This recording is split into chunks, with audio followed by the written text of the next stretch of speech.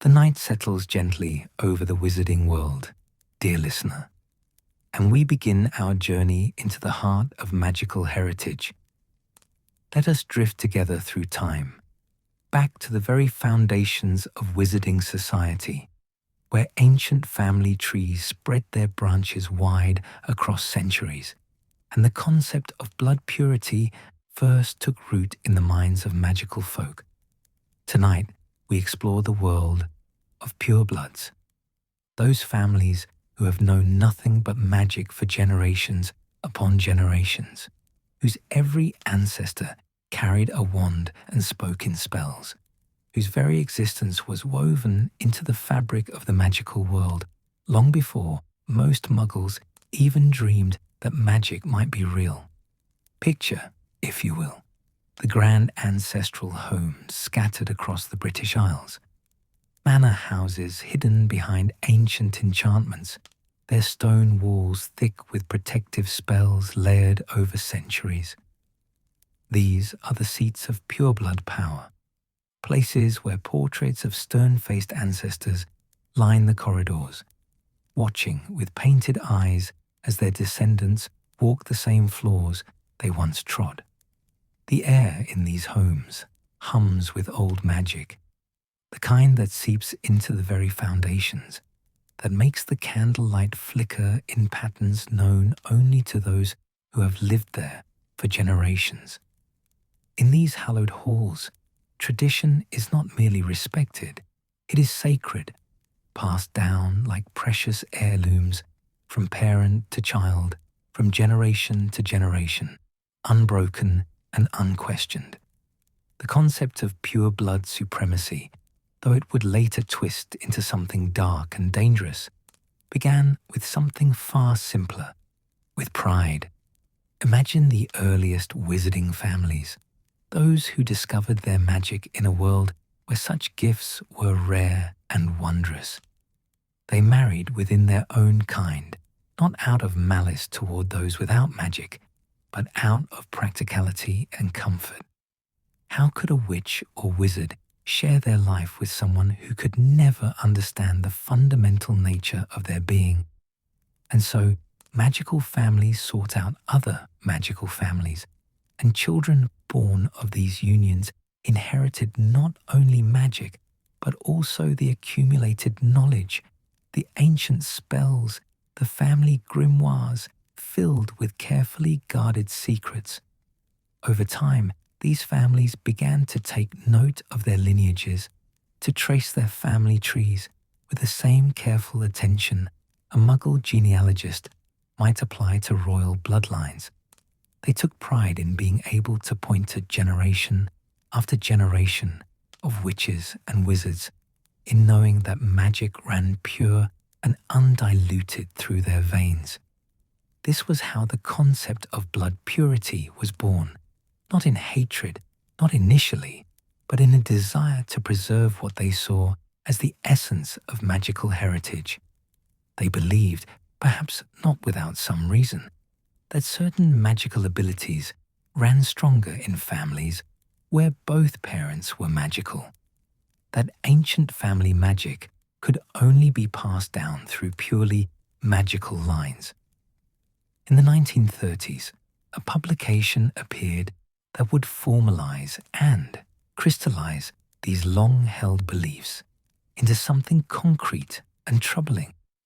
The Pure Blood Directory, though many simply called it the Sacred 28, was compiled by an anonymous author who sought to list every truly pure wizarding family left in Britain. 28 families, the author claimed, could trace their lineage back through centuries without a single Muggle or Muggle-born in their family tree. Among these hallowed names were families both light and dark, both noble and notorious. The Malfoys with their vast wealth and political influence, the Blacks with their fierce pride and terrible secrets, the Weasleys who would later reject the very premise of blood purity, and the Longbottoms whose quiet dignity belied their ancient heritage. Let us drift now through the corridors of Malfoy Manor, that grand estate in Wiltshire, where the Malfoy family has resided for countless generations. The manor itself seems to embody pure-blood ideals, elegant, refined, and utterly removed from the Muggle world.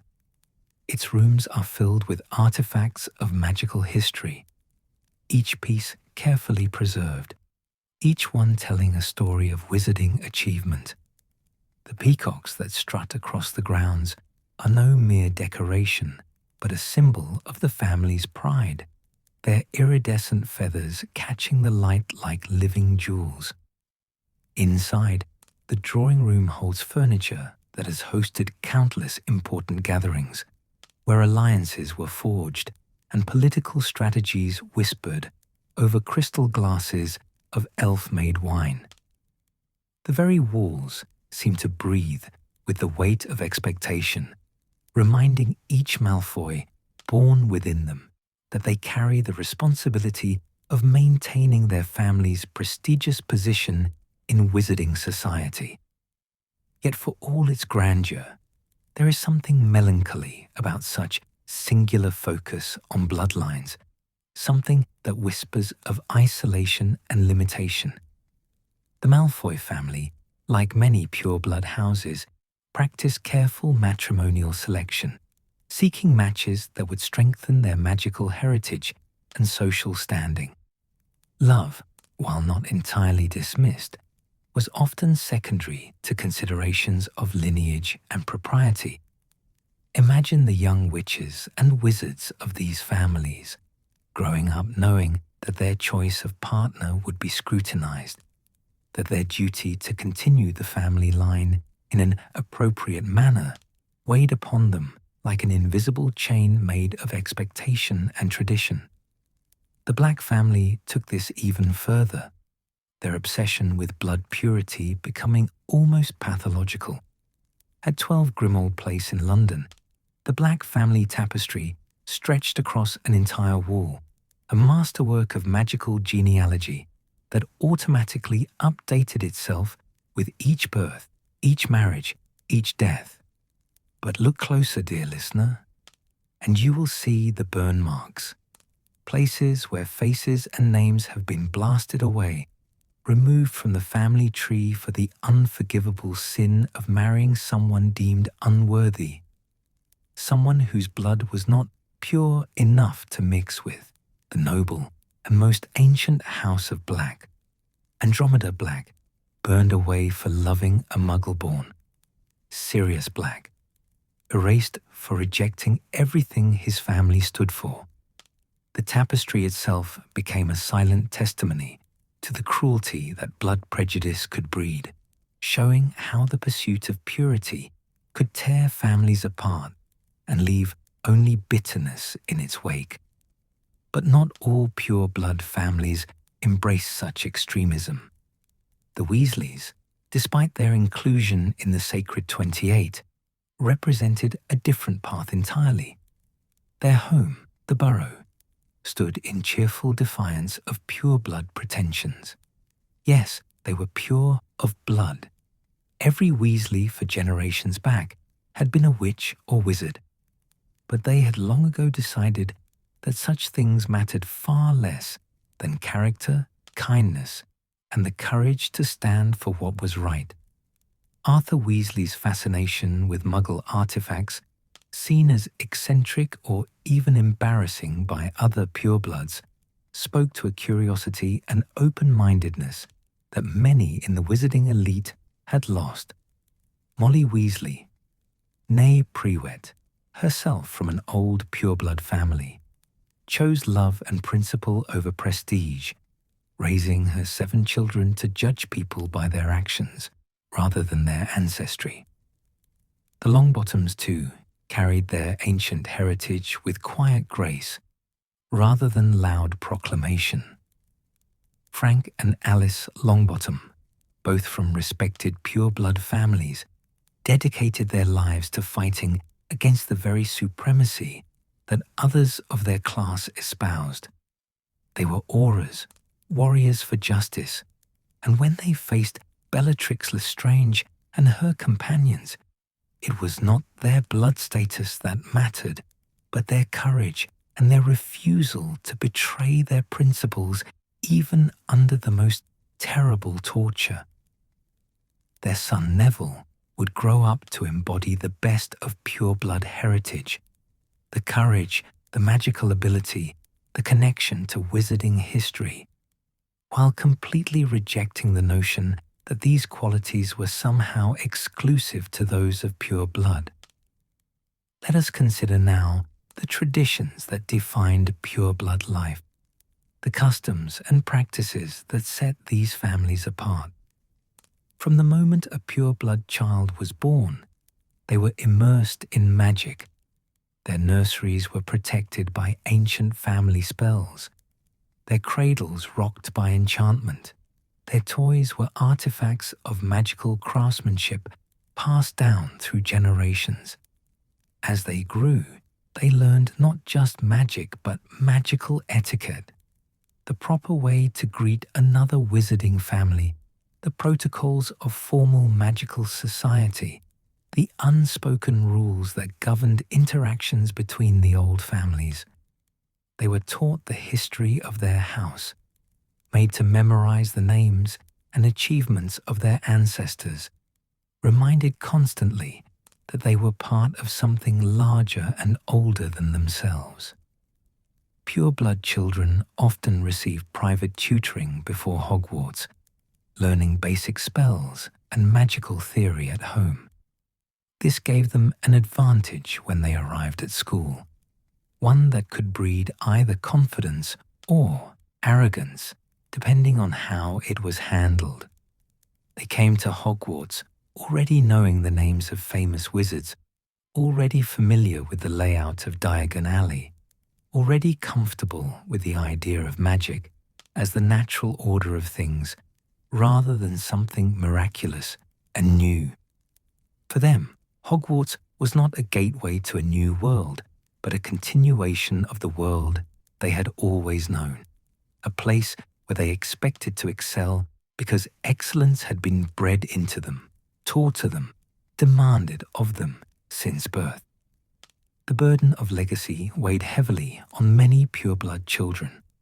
Every achievement was measured against the accomplishments of their ancestors, every failure seen as a stain on the family name. Consider Draco Malfoy, arriving at Hogwarts with the weight of his father's expectations, his family's reputation, and centuries of Malfoy pride pressing down upon his young shoulders. He was taught that his blood made him special, that it set him apart from and above those of lesser heritage. But such teachings came with a terrible cost: the inability to see people clearly, to judge them fairly, to open his heart to friendship with anyone his parents deemed unworthy. Yet there was beauty too in pure-blood traditions, aspects worth preserving even as the prejudice was left behind. The careful preservation of magical knowledge, for instance, family grimoires containing spells developed by talented ancestors, carefully refined and passed down. The deep understanding of magical theory that came from growing up in an entirely magical environment. The connection to wizarding history, not as something learned from books, but as something lived, as something real and present in the portraits on the walls and the stories told around the fireplace on winter evenings. Many pure-blood families maintained extensive libraries, collections of magical texts gathered over centuries. These libraries were treasures of magical scholarship, containing rare books and ancient manuscripts that might be found nowhere else. The Black Family Library at Grimmauld Place, despite the darkness that suffused that house, contained volumes of incredible historical value. The Malfoy Library, similarly, held texts on magical theory and practice that represented generations of accumulated knowledge. These collections were part of their legacy to the magical world, regardless of the beliefs some of their owners held. The concept of family magic was particularly strong in pureblood houses. The idea that certain spells or magical abilities ran in bloodlines and could be taught from parent to child, from generation to generation. The Blacks were known for their dueling prowess, a skill carefully honed and passed down. The Malfoys cultivated political acumen alongside magical ability, teaching their children not just to cast spells, but to navigate the complex social structures of wizarding society. These were genuine traditions, skills, and knowledge that had value beyond the troubling ideology often attached to them. As the night deepens and stars wheel overhead in their ancient patterns, we turn now to a different kind of magic. Dear listener, the magic of discovery, of wonder, of stepping through an invisible doorway into a world you never knew existed. Tonight, we explore the experiences of Muggle-borns, those remarkable witches and wizards who are born into ordinary families, who grow up surrounded by electricity and television and automobiles, completely unaware that within them lies a power as old as humanity itself, waiting only for the right moment to awaken and transform everything they thought they knew about the world. Imagine, if you will, a child growing up in a perfectly ordinary household. Perhaps their parents are teachers or shopkeepers, doctors or builders, people who live sensible lives guided by the rules of science and reason. This child goes to regular school, plays with ordinary toys, watches the same television programs as their friends.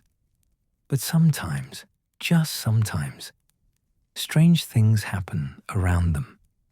A glass of water might slide across a table without being touched. A favorite book might fly down from a high shelf just as they wish they could reach it.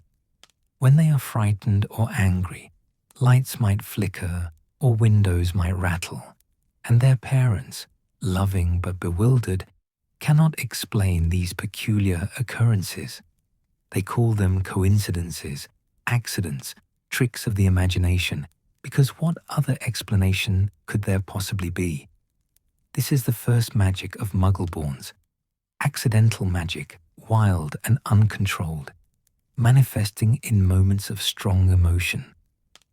Unlike pureblood children who grow up expecting such things, who have parents ready to explain and guide them, Muggle-born children often feel frightened by their own abilities. They learn very quickly to hide these strange happenings, to pretend they didn't notice when something inexplicable occurred. Some become very good at convincing themselves it was all imagination, while others carry a secret knowledge that they are different, that something sets them apart, though they cannot name what it might be. Then comes the letter, on parchment yellow with age, written in emerald green ink, addressed so precisely that it names not just the house, but the exact room where the child sleeps. Under the stairs, in the smallest bedroom, in the attic corner. The letter arrives by owl, that first magical impossibility that cannot be explained away. And everything changes. For some children, the letter brings relief, finally, an explanation for all those strange occurrences, a name for what they are. For others, it brings disbelief, confusion, fear. Their parents, depending on their nature, might react with wonder or skepticism, with joy at their child's uniqueness or anxiety about this deviation from normalcy.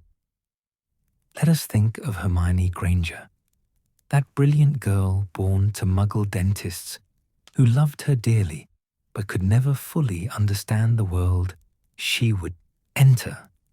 When her letter arrived from Hogwarts, Hermione's reaction was characteristically thorough. She immediately sought to learn everything she possibly could, about this new world opening before her. She bought every textbook on the list and read them all before term started, memorizing spells and magical history with the same dedication she had once applied to mathematics and literature. But beneath that determination to excel lay something deeper, a desperate need to prove herself worthy of magic, to show that despite having no magical heritage, she belonged in this world just as much as anyone born into it. The journey to Diagon Alley for the first time is a moment of pure wonder that Muggle-born children carry with them forever. Picture young Hermione, or Lily Evans before her, or any of the countless Muggle-born witches and wizards throughout history, stepping through the leaky cauldron, a place they could never have seen before because it was hidden from Muggle eyes, and watching in amazement as the brick wall rippled and opened before them. Beyond lay a street that seemed pulled from a medieval fairy tale, all crooked buildings and bubbling cauldrons, shops selling wands and owls and robes that moved of their own accord. The air smelled of parchment and potion ingredients, of magic itself if magic had a scent. Everything was strange and wonderful and slightly overwhelming, a feast for senses that had never before experienced anything quite like this.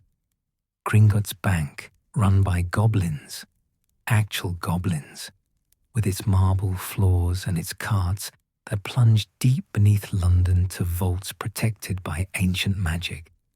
Ollivanders, where wands chose their wizards in a process mysterious even to those who had studied it for decades. Flourish and Blots, packed with books about subjects that didn't exist in the Muggle world. Transfiguration and potions, herbology and defense against the dark arts. For children raised on ordinary textbooks about ordinary subjects, this was like discovering that all the fairy tales they had been told were real, that magic was not make-believe, but a fundamental force of nature they simply hadn't been taught about yet. But with wonder came challenge. Muggle-born children arrived at Hogwarts lacking the cultural knowledge that Pureblood and Half-Blood students took for granted.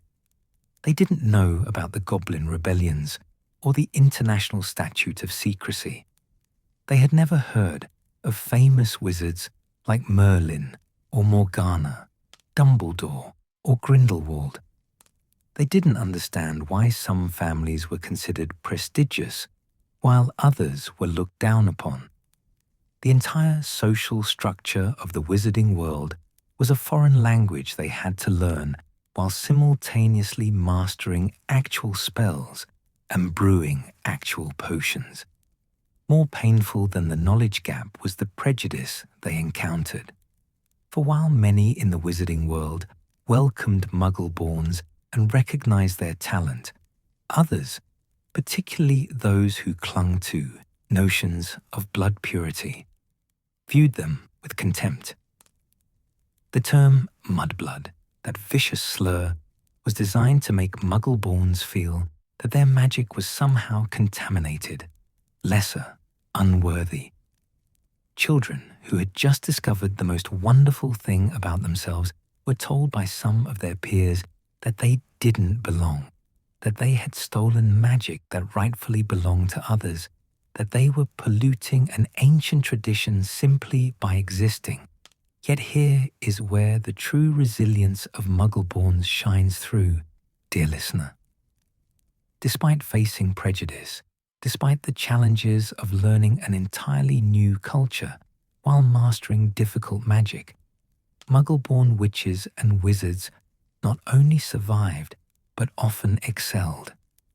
Hermione Granger became the brightest witch of her age, mastering spells that some Pureblood students couldn't manage, understanding magical theory at a level that earned her the respect of even the most demanding professors. Her Muggle background rather than limiting her, gave her a different perspective. She wasn't burdened by assumptions about what magic could or couldn't do, because she came to it fresh, with an open mind and an analytical approach honed by Muggle education. Lily Evans, Harry Potter's mother, was another shining example of Muggle-born excellence. From the moment she arrived at Hogwarts, Lily showed extraordinary magical ability. She was brilliant at potions, earning Professor Slughorn's particular admiration, and her talent with charms was equally impressive. But more than her magical skill, Lily possessed a strength of character that drew people to her. She made friends across house boundaries, stood up against bullying, and refused to let anyone's prejudice define her worth. When James Potter, from an old, pure-blood family, fell in love with her, it was not despite her Muggle-born status, but because of who she was, her kindness, her fire, her unwavering moral compass. The love between Lily and James itself represented a quiet revolution in wizarding society. Here was a pureblood from an ancient family choosing a Muggle-born witch, not as an act of rebellion, but simply because she was the person he loved most in the world. Their marriage and the son they would have together symbolized the possibility of a wizarding world where blood status mattered less than character, where love transcended prejudice, where the old barriers might finally crumble. Let us think too of Ted Tonks, a Muggle-born wizard who married Andromeda Black, causing her to be disowned by her fanatic family. Ted lived a quiet life, working at the ministry and raising his daughter Nymphadora with love and humor. He represented something that threatened the blood purists perhaps even more than brilliant Muggle-borns like Hermione or Lily. He represented normalcy. He showed that Muggle-borns could be good parents, faithful spouses, contributing members of magical society, utterly ordinary except for the extraordinary prejudice some directed at them. In his ordinariness lay a powerful truth, that blood status determined nothing about a person's worth or their ability to lead a good life. The challenges Muggle-borns faced extended beyond social prejudice. They had to maintain a careful balance between two worlds, often keeping their magical life secret from childhood friends and extended family members who are not supposed to know about magic. Imagine the loneliness of returning home for summer holidays, unable to talk about your school year because how could you explain that you had learned to turn a match into a needle, or that you had befriended a ghost, or that you had flown on a broomstick high above a castle? Muggle-born students carried secrets that separated them from their non-magical loved ones, living double lives that required constant vigilance. Yet this dual existence also gave Muggle-borns unique strengths. They understood both the Muggle and magical worlds, could navigate both with equal skill. They brought fresh perspectives to magical problems, often seeing solutions that those raised solely in the wizarding world might miss. Arthur Weasley, though not Muggle-born himself, recognized this value in his fascination with Muggle ingenuity. Hermione would later use her Muggle knowledge to solve problems that pure magical thinking could not address, understanding that electricity and magic, though incompatible in some ways, each had their own logic and use. The Muggle-born Registration Commission, established during Voldemort's influence over the Ministry of Magic, represented the darkest expression of blood prejudice. Muggle-borns were forced to prove how they stole magic, as if magical ability was something that could be taken rather than an innate gift. Many were sent to Azkaban on fabricated charges, their wands snapped, their lives destroyed simply because of their parentage. This persecution revealed the ugly truth that had always lurked beneath polite prejudice, the belief held by some that Muggle-borns had no right to magic at all, that they were thieves or aberrations rather than witches and wizards as legitimate as any pureblood. But persecution, as history has shown again and again, often strengthens rather than destroys. The Muggle-borns who survived that dark time, who fled or fought or endured, emerged with their commitment to equality only reinforced. They had seen firsthand what blood supremacy led to, and they would spend the rest of their lives ensuring it never took hold again. After the war, Hermione Granger dedicated herself to reforming the Ministry of Magic, working to eliminate the prejudice that had caused so much suffering. She became Minister for Magic eventually, the highest position in magical government, a Muggle-born leading the entire wizarding world of Britain. Her rise was not despite her background, but in many ways, because of it.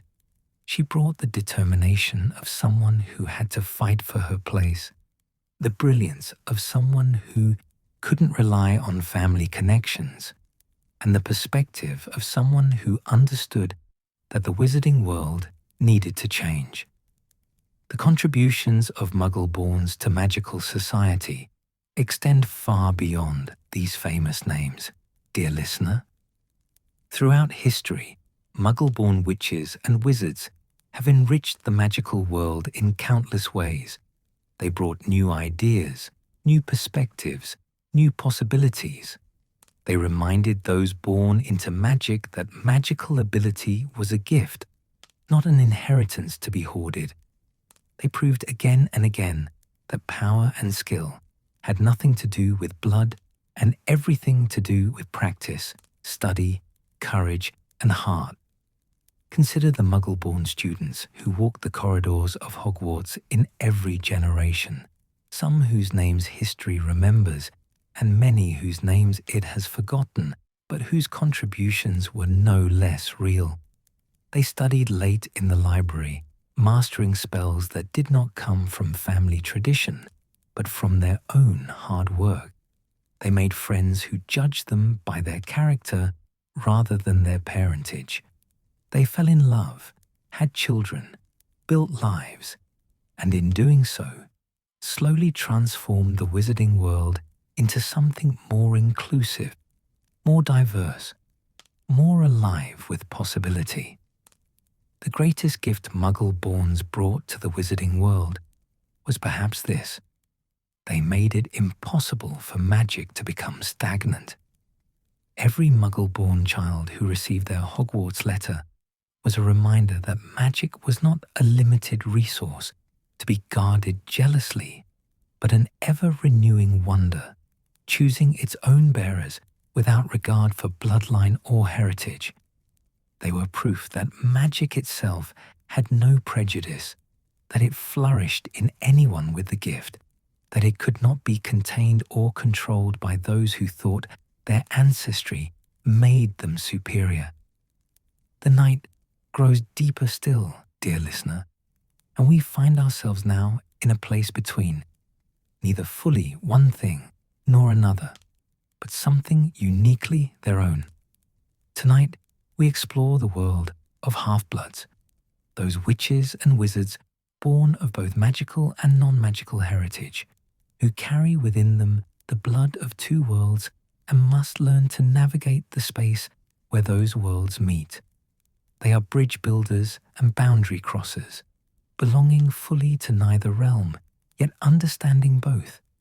And in their dual nature lies a perspective that has shaped the wizarding world in ways both profound and subtle. To be half-blood is to grow up with contradiction woven into your very identity. Perhaps your mother was a witch and your father a muggle, or perhaps it was the other way around. Perhaps both parents were magical, but one had Muggle ancestry, marking you as not quite pure in the eyes of those who counted such things. Whatever the specifics, half-bloods grow up understanding that the world is more complex than simple categories suggest, that identity cannot be reduced to a single label, that you can be multiple things at once without being any less real or whole. Consider Harry Potter himself, the boy who lived, whose story is known to every witch and wizard born in the last few decades. Harry's mother was Muggle-born, his father from an old Pureblood family, making Harry what some would call a half-blood. But Harry's experience of his dual heritage was complicated by tragedy. He lost his parents as an infant and was raised by his mother's Muggle sister. Growing up in the non-magical world with no knowledge of his magical nature, when he finally entered the wizarding world at age 11, he was stepping into his father's legacy while carrying his Muggle-raised mother's perspective, belonging fully to neither world, yet claimed by both. Harry's childhood with the Dursleys, though unhappy, gave him something valuable, an understanding of the non-magical world that many wizards lacked. He knew what it was like to live without magic, to rely on ordinary means to solve ordinary problems. He understood Muggle technology and Muggle thinking in ways that confused many of his classmates. When he arrived at Hogwarts, he was neither as comfortable as the pure-blood children who had grown up with magic, nor as amazed as the Muggle-borns who had never known it existed. He occupied a middle ground, and that middle ground would serve him well throughout his life. The prophecy that marked Harry could have applied to another half-blood as well. Neville Longbottom, born to two pure-blood parents, but raised partially by his grandmother after his parents were tortured into insanity. Though Neville was technically pure-blood, his experience shared something with Harry's.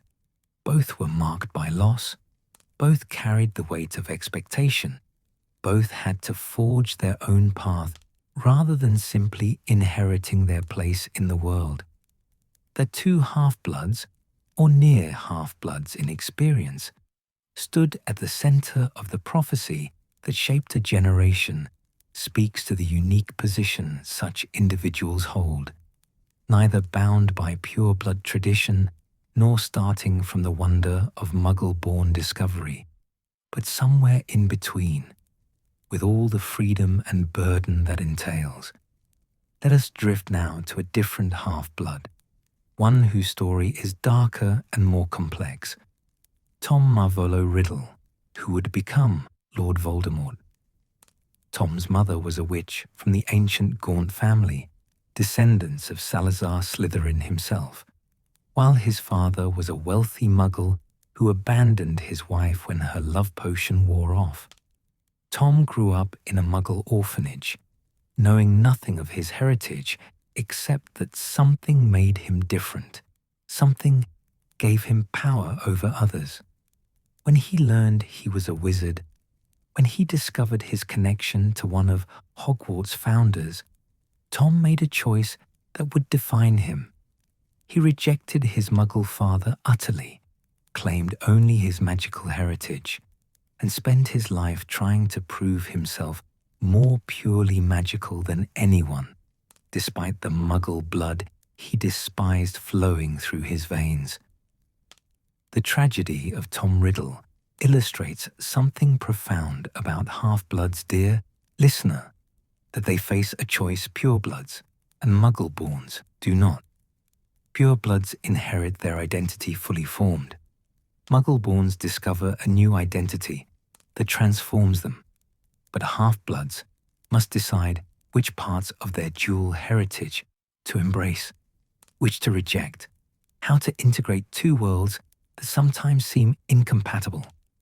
Tom chose to deny half of himself, and in that denial, lay the seeds of his transformation into something inhuman, something that rejected love and connection in favor of power and immortality.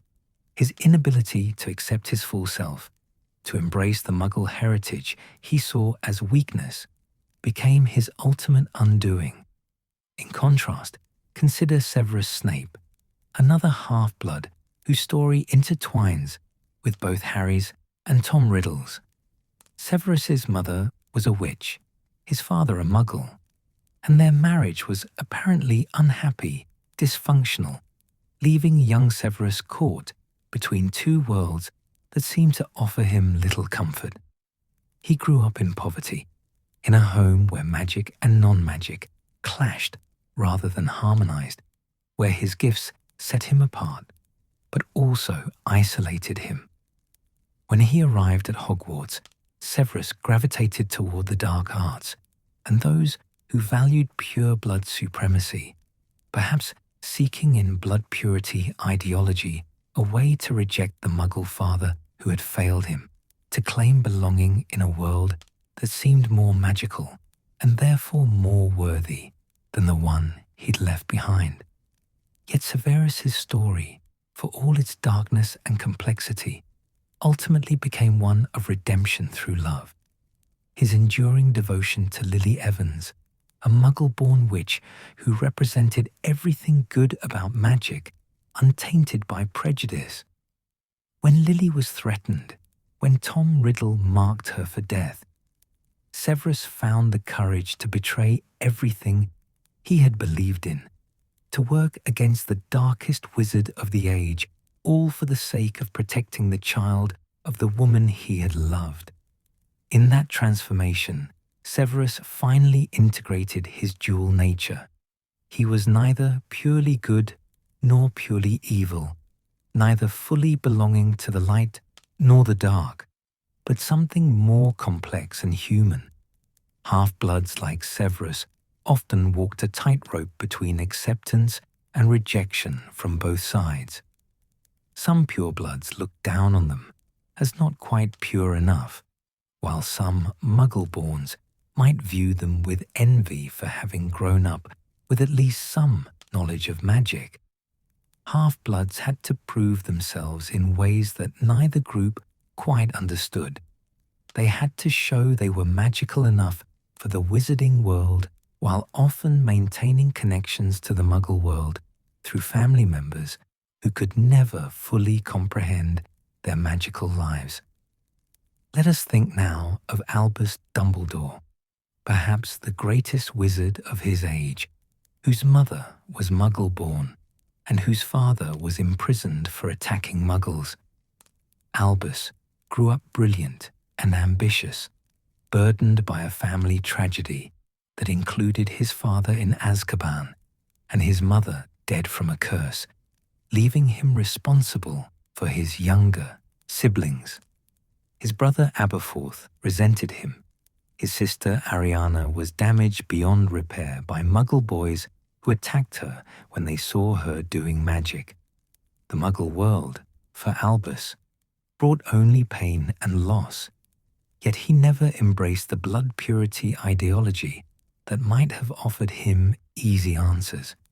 Instead, Albus became the greatest champion of Muggle rights and equality in the wizarding world, precisely because he understood what prejudice and fear could do. His friendship with Gellert Grindelwald in his youth had shown him the seductive appeal of wizard supremacy, the temptation to believe that those with power had the right to rule over those without. But Albus chose differently. He spent his life fighting against the darkness that claimed magical heritage made one superior, and in doing so, he proved that half-bloods could be the most powerful advocates for equality precisely because they understood both worlds intimately. The dual perspective of half-bloods often made them natural mediators, people who could understand multiple viewpoints because they had lived them. They could sympathize with purebloods' desire to preserve magical traditions, while also recognizing that such traditions need not exclude those of different heritage. They could appreciate Muggle-borns' fresh perspectives while understanding the wizarding world's history and customs well enough to help them navigate it. Half-bloods stood in the middle, and from that vantage point, they could see further than those who stood only on one side or the other. Consider the half-blood students who filled Hogwarts in every generation, children like Dean Thomas, raised by his Muggle mother after his wizard father left to protect them from Death Eaters, never knowing his magical heritage until his Hogwarts letter arrived. Dean grew up thinking he was Muggle-born, comfortable in the non-magical world, then discovered he carried wizard blood after all. His experience straddled all three categories in a way, showing how fluid and complex these identities could be, how much they depended on knowledge and circumstance rather than simple biological fact. Or think of Seamus Finnegan, whose Irish mother was a witch and whose father was a Muggle, who, according to Seamus, got a bit of a shock when he found out his wife was magical. The Finnegan household must have been an interesting blend of magical and mundane, where perhaps dinner was cooked by hand one night and with magic the next, where magical accidents were met with both wizarding calm and Muggle confusion. Seamus brought that blend to Hogwarts, comfortable with magic but never having known only magic, understanding instinctively that the two worlds could coexist even if they sometimes clashed. Half-bloods often became innovators in the magical world because they weren't bound by assumptions about how magic should work. They could see possibilities that purebloods, trained in traditional approaches, might miss. They could question established practices without the hesitation of Muggle-borns still learning the rules. This freedom to think differently led many half-bloods to make significant contributions to magical knowledge and practice, approaching old problems with fresh eyes, informed by dual perspectives. The question of blood status itself became particularly complex for half-bloods during dark times. When Tom Riddle rose to power, calling himself Lord Voldemort, when he preached pure-blood supremacy despite being half-blood himself, where did half-bloods fit in his vision? The answer was uncomfortable and inconsistent. Those who supported him were accepted despite their mixed heritage, while those who opposed him were targeted for it. Severus Snape was welcomed as a Death Eater despite his Muggle father, while Harry Potter was marked for death partly because his mother was Muggle-born. Blood purity ideology, it turned out, was less about actual ancestry than about power and control, and half-bloods who enforced it were tolerated, while half-bloods who challenged it were condemned. This hypocrisy revealed something important, that blood status had always been more about social control than biological reality, that it was a tool used by those in power to maintain their position, rather than any genuine reflection of magical ability or worth. Half-bloods, existing as living proof that magical and non-magical heritage could combine without diminishing either, threatened the entire premise of blood purity simply by existing and thriving. In the aftermath of the war, half-bloods like Harry Potter became symbols of a new wizarding world, one where heritage mattered less than character, where the blending of magical and Muggle bloodlines was seen not as dilution, but as enrichment. Harry married Ginny Weasley, a pureblood, and their children would be half-bloods, carrying forward both traditions. He named his children after people who had shaped his life, including Severus Snape, that complex half-blood who proved that redemption was possible, that love could transcend prejudice and hate. The greatest gift half-bloods offered the wizarding world was perhaps their very existence, dear listener. Proof that magical ability did not depend on purity of bloodline, that witch or wizard could love Muggle or Muggle-born and produce children as magical as any purebloods, that the two worlds could meet and merge without disaster. They showed that identity was not singular, but multiple, that one could honor both magical heritage and Muggle connections without being any less whole.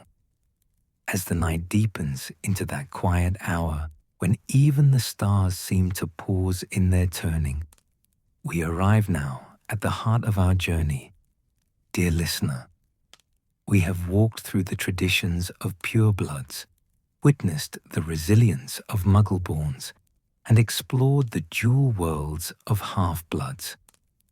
Now we must understand how these categories, arbitrary as they may seem, shaped the very fabric of wizarding society, influencing everything from laws and customs to the subtle hierarchies that govern daily life.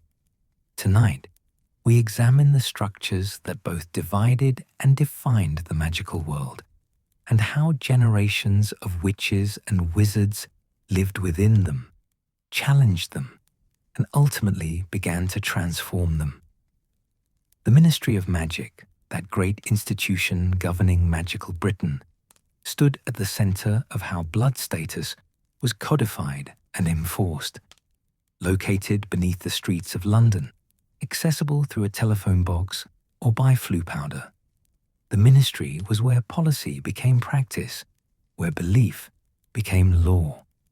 For much of its history, the ministry reflected the prejudices of those in power, and those in power were overwhelmingly from old pure-blood families who had held influence for generations.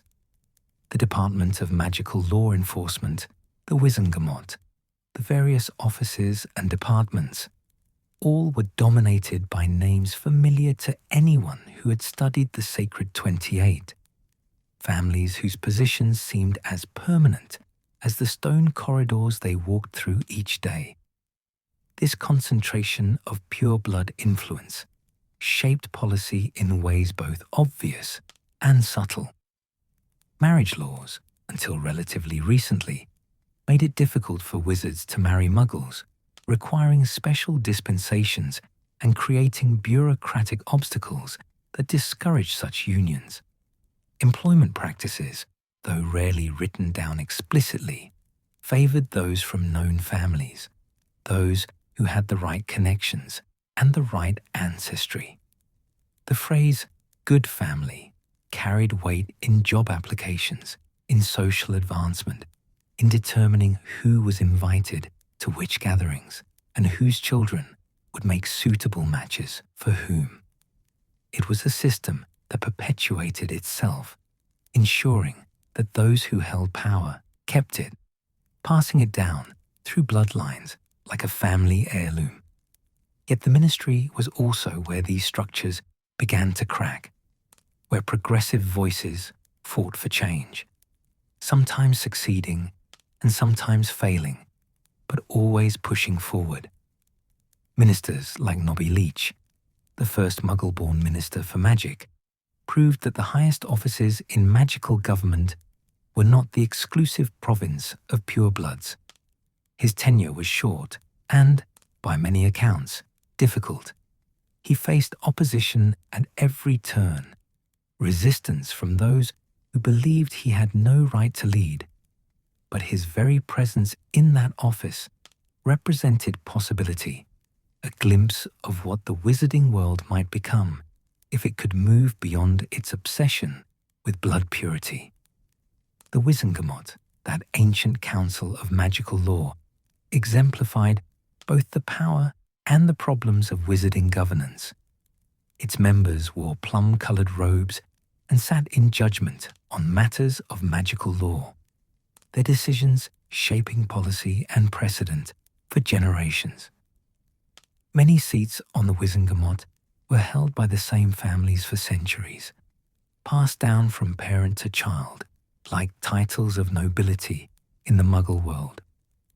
Albus Dumbledore sat on the Wizengamot, his influence stemming not from family heritage, but from personal achievement. Yet he remained an exception rather than the rule. Most members owed their positions at least partly to their bloodlines, to connections and traditions that had nothing to do with merit or wisdom. Let us drift now through the corridors of Hogwarts, dear listener, that ancient castle where young witches and wizards learned not just magic, but also how to navigate the complex social landscape of their world. Hogwarts was, in many ways, a microcosm of wizarding society itself, theoretically equal in its treatment of students, yet permeated by the same prejudices and hierarchies that existed in the broader magical world. The Sorting Hat, that ancient artifact imbued with the wisdom of the four founders, sorted students into houses based on their qualities and preferences, not their bloodlines. In this way, Hogwarts stood as a powerful counterpoint to blood supremacy. A Muggle-born could be sorted into Slytherin if they possessed ambition and cunning, though in practice this became increasingly rare as Slytherin House itself became associated with Pureblood ideology. The four houses represented different values, different approaches to magic and life, and in their diversity lay both Hogwarts' strength and its weakness. Gryffindor valued bravery and daring. Ravenclaw prized wisdom and wit. Hufflepuff honored loyalty and hard work, while Slytherin celebrated ambition and cunning. These were noble values, each worthy of respect.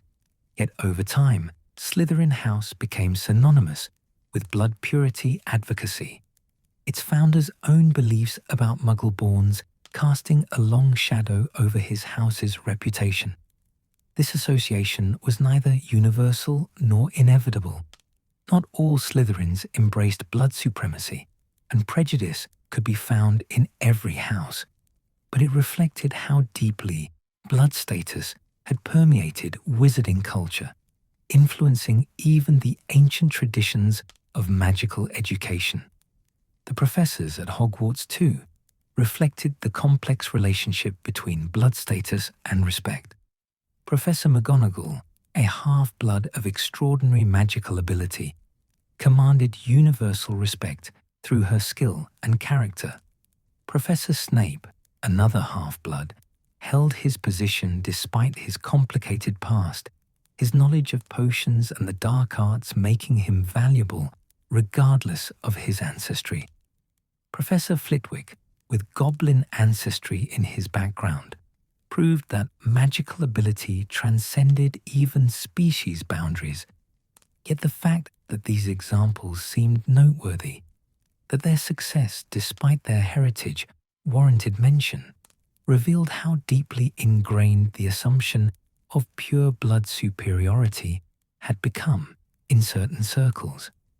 Beyond the castle walls, wizarding customs and social practices reinforced blood status distinctions in countless small ways.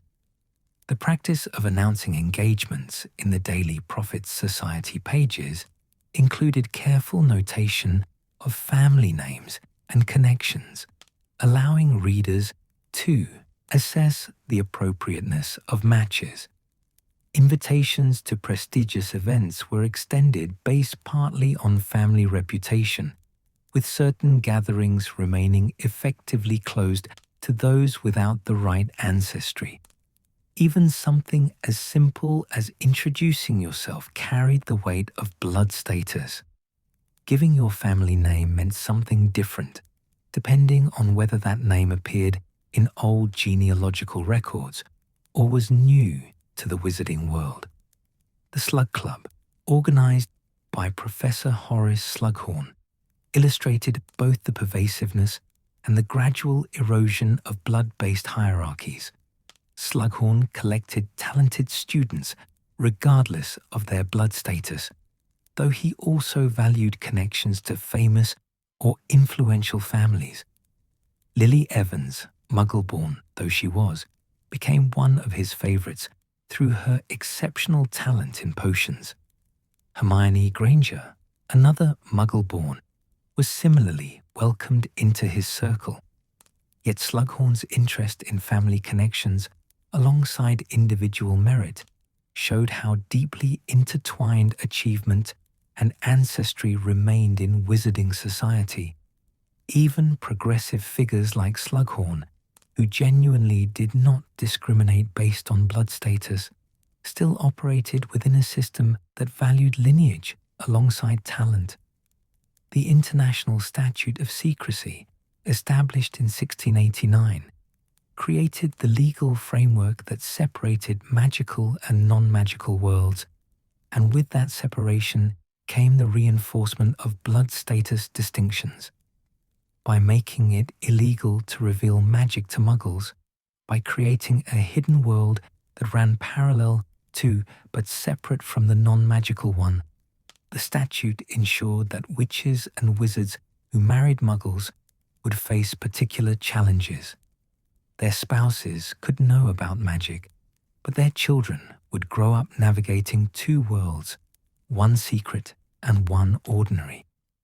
This practical barrier to integration reinforced the appeal of marrying within the magical community, making mixed marriages seem complicated and difficult, even without any ideological objection to them. Wizarding commerce and business reflected blood status hierarchies as well. Gringotts, run by goblins, stood as a reminder that wizards had not always treated magical beings as equals, that the rights and respect afforded to witches and wizards were not automatically extended to others who possessed magic. House elves, enslaved by wizarding families for centuries, represented perhaps the darkest manifestation of the same supremacist thinking that underlay blood purity ideology, the belief that power conferred the right to dominate others, that those with certain abilities or certain heritage deserved privilege while others deserved servitude. The shops of Diagon Alley and Hogsmeade served all customers, yet even their subtle distinctions persisted. Certain establishments catered to old families, stocking rare ingredients or antique wands that only those with extensive family vaults at Gringotts could afford. Other shops welcomed everyone equally, their proprietors understanding that gold was gold regardless of whose hand offered it, that a Muggle-born's galleons spent as well as a Pureblood's. These economic patterns reinforced social ones, creating spaces where some felt welcome and others felt merely tolerated. The rise of blood purity ideology into something organized and violent, first with Gellert Grindelwald in the early 20th century, then with Tom Riddle's transformation into Lord Voldemort, revealed the dangerous potential of these long-standing prejudices. What had been social snobbery, uncomfortable but relatively benign, became justification for persecution, imprisonment, and murder. The Death Eaters, Voldemort's followers, took blood supremacy to its logical extreme, arguing that Muggle-borns should be eliminated, that half-bloods should be subjugated, that only purebloods deserved to wield magic freely. They marked those they considered unworthy, tracked them, hunted them, and in doing so showed where decades of subtle discrimination could lead when given power and permission to act without restraint. The Muggle-born Registration Commission, established during Voldemort's infiltration of the Ministry, represented blood status hierarchy codified into law in its most oppressive form. Muggle-borns were required to register to explain how they acquired magic, the very question premised on the assumption that their magic was somehow stolen or illegitimate. Those who could not prove their magical heritage, an impossible task since their heritage was exactly what made them Muggle-born, were imprisoned, their wands confiscated, their families threatened. This bureaucratic machinery of oppression operated openly in the heart of the ministry, showing how quickly social prejudice could transform into systematic persecution when those in power embraced rather than resisted it. Yet even in that darkest time, resistance emerged from unexpected places. Arthur Weasley, from a Pureblood family, risked everything to help protect Muggle-borns and half-bloods targeted by the regime. Kingsley Shacklebolt, working within the corrupted ministry, secretly aided those fleeing persecution. Anonymous witches and wizards, some pureblood, some half-blood, some Muggle-born themselves, provided safe houses, false papers, warnings that bought precious time. These acts of resistance proved that blood status need not determine loyalty or courage, that the structures of oppression, however powerful, could never fully eliminate compassion and justice. The laws governing magical creatures similarly reflected the supremacist thinking that underlay blood purity ideology. Werewolves faced severe legal restrictions on employment and movement, treated as dangerous monsters rather than people afflicted with a condition. Half-giants like Hagrid encountered prejudice despite their gentle nature, judged by their heritage rather than their character. These parallel oppressions revealed the deeper pattern, a geek tendency within wizarding society to create hierarchies based on birth rather than choice, to value what one was born as over who one chose to become. The slow work of reform undertaken by progressive legislators and activists over decades gradually shifted these structures. Laws prohibiting discrimination based on blood status were passed, though enforcement remained inconsistent.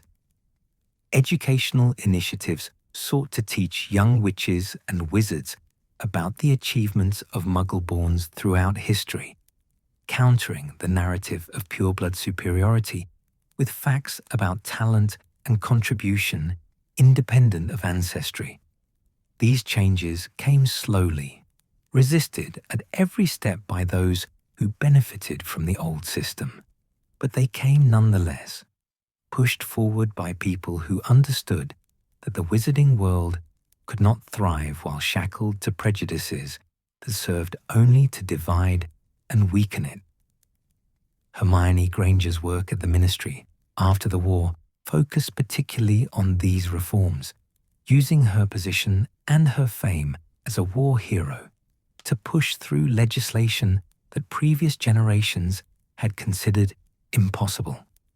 She established new guidelines for hiring at the ministry that emphasized merit over family connections, created oversight committees to investigate discrimination complaints, and worked tirelessly to ensure that the laws protecting Muggle-borns and magical creatures were not merely symbolic, but actively enforced.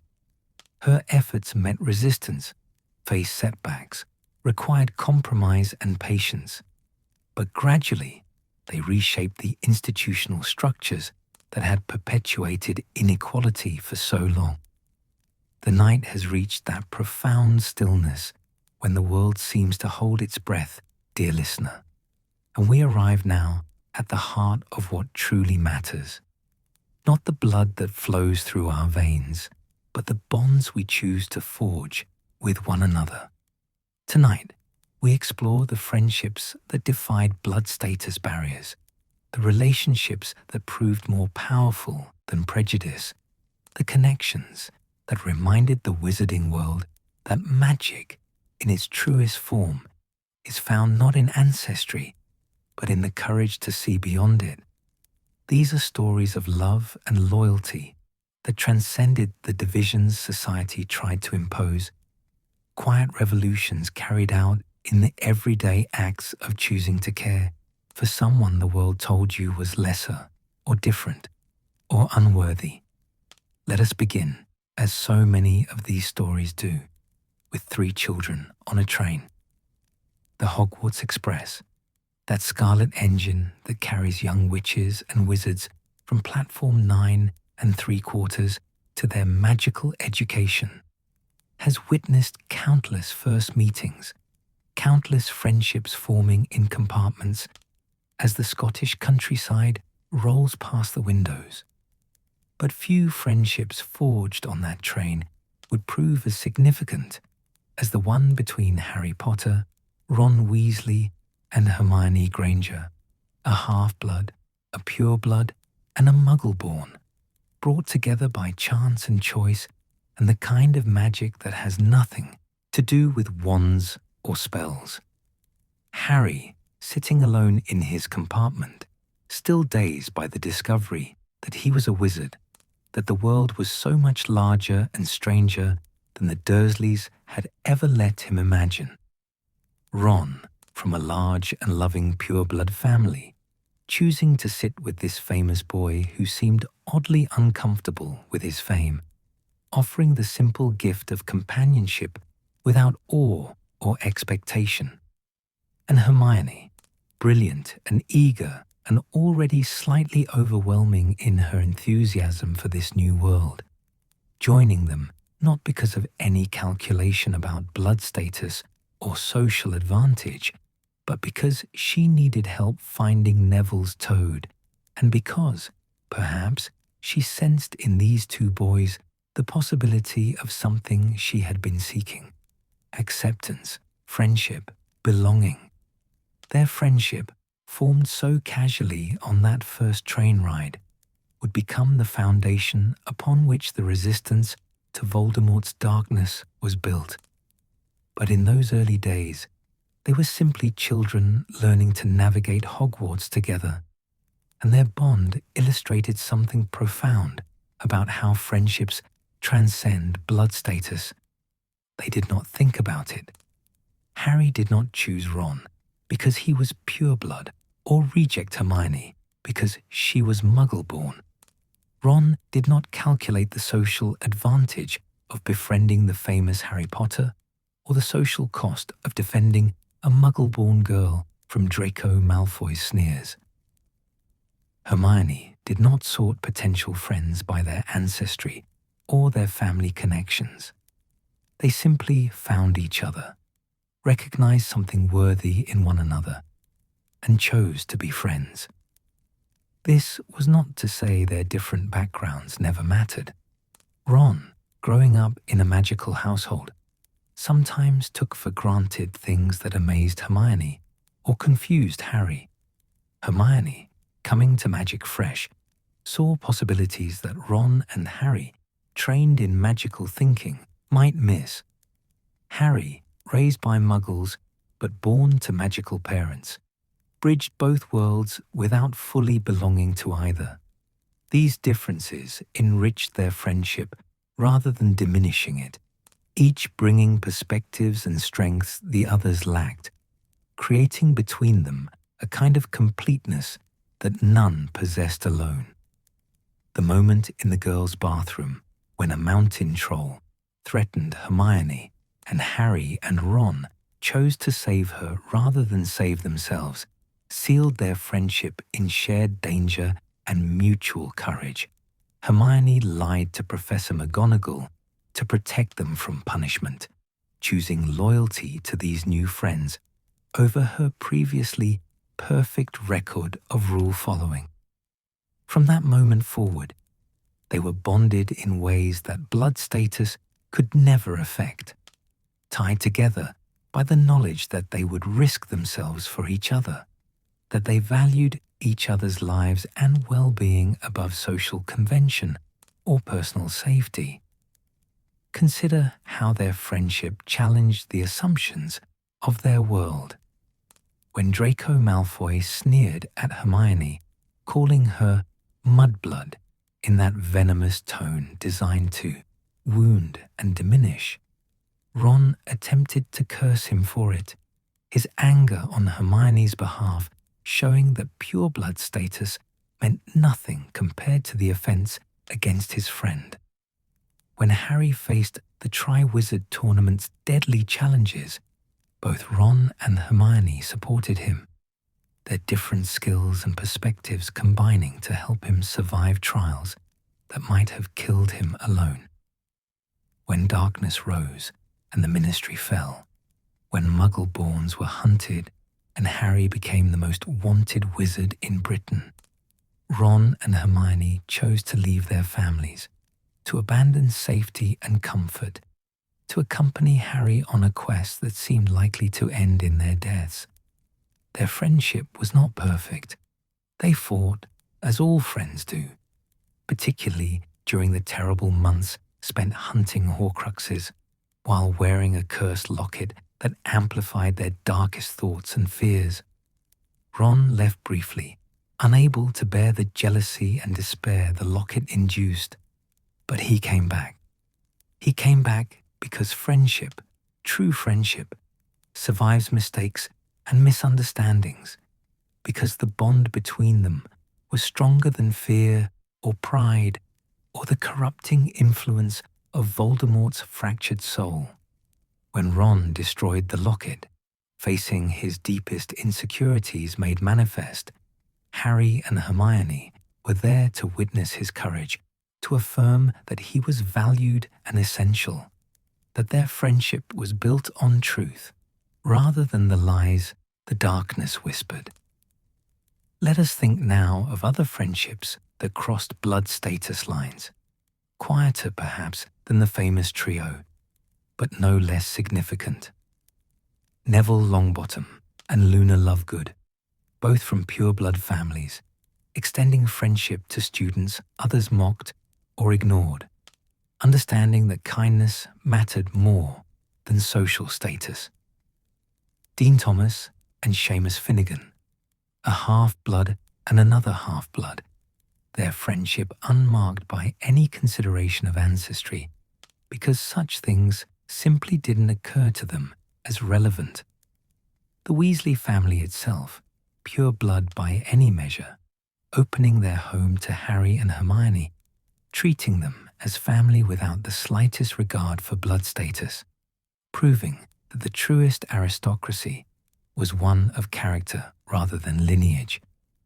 Rewind further back through time, dear listener, to another generation and another friendship that challenged blood prejudice. The complicated bond between Lily Evans and Severus Snape.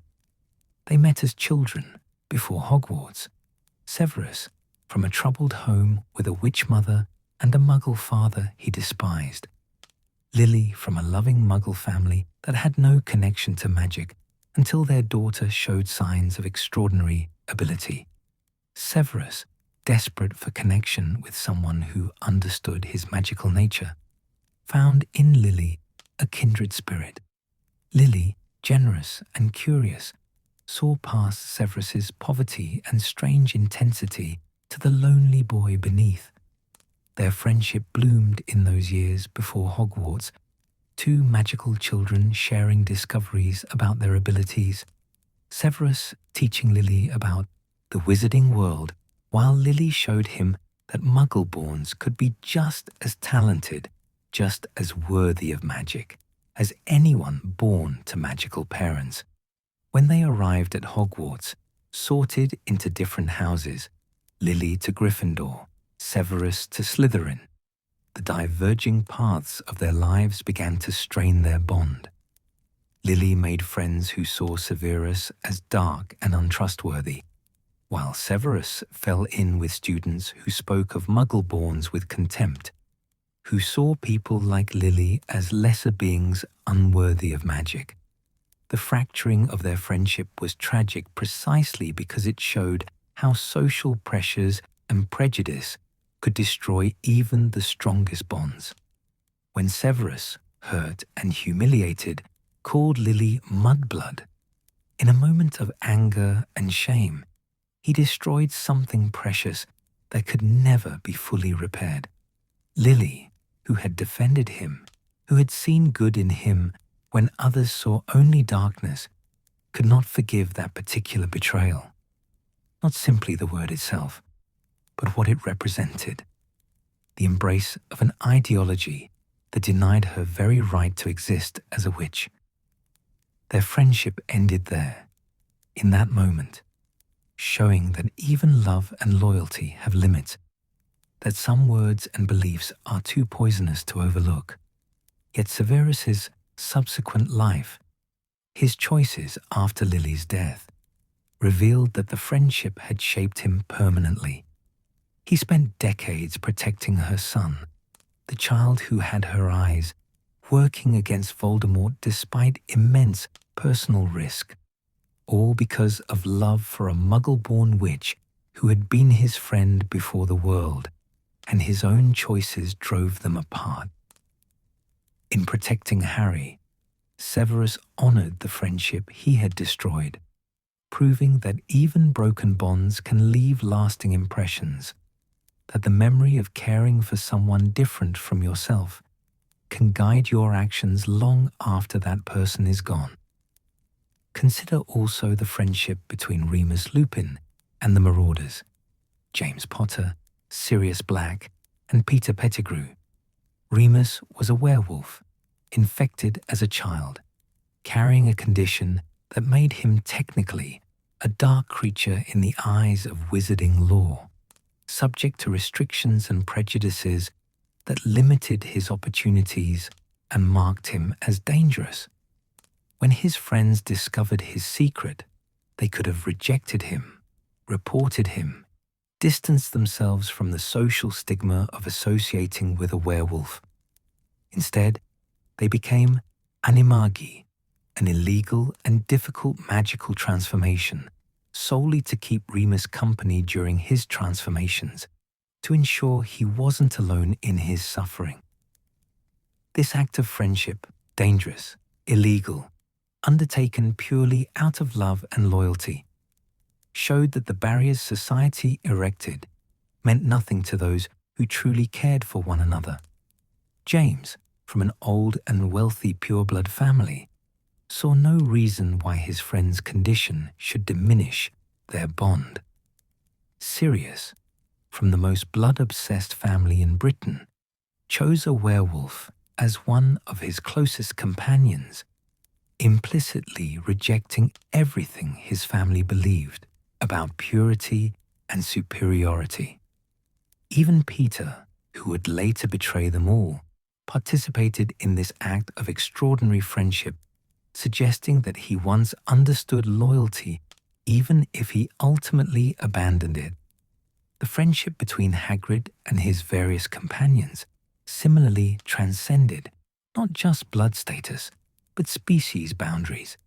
Hagrid, a half-giant, faced prejudice throughout his life for his mixed heritage, yet he extended kindness to everyone he met regardless of their background. He was the first magical person to show Harry genuine warmth, buying him an owl for his birthday, defending him from the Dursleys' cruelty, treating him not as the famous boy who lived, but as a child who deserved care and protection.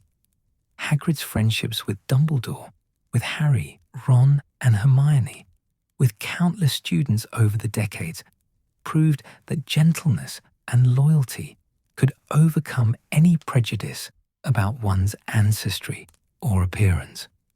The friendship between wizards and house elves, though complicated by the historical relationship of enslavement, showed glimpses of what true equality might look like. Hermione's crusade for house elf rights, born from genuine outrage at their treatment, represented friendship extended to those society deemed unworthy of it. Dobby's fierce loyalty to Harry, His willingness to die protecting the friends who had treated him with dignity and respect showed that such friendship, when genuinely offered and received, created bonds as strong as any between wizards.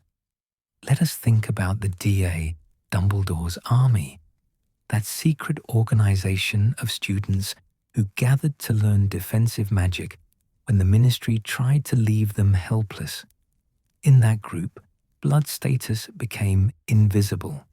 Pureblood, half-blood, and Muggle-born students practiced spells together, protected each other during Umbridge's reign of petty tyranny, and later fought side by side in the Battle of Hogwarts. The Galleon system Hermione created to summon members, the room of requirement where they met, the shared sense of purpose that united them, all of it transcended the categories that were supposed to divide them. They were simply students, simply friends, simply young witches and wizards refusing to be left defenseless in a world growing darker by the day. The friendships formed in the DA continued long after the organization disbanded. Neville, who had found confidence and courage in those meetings, remained friends with students from all houses and all backgrounds. Luna, who had always been herself, regardless of what others thought, maintained connections with people who might have dismissed her in another context, but who learned through the DA to value her unique perspective and unwavering bravery.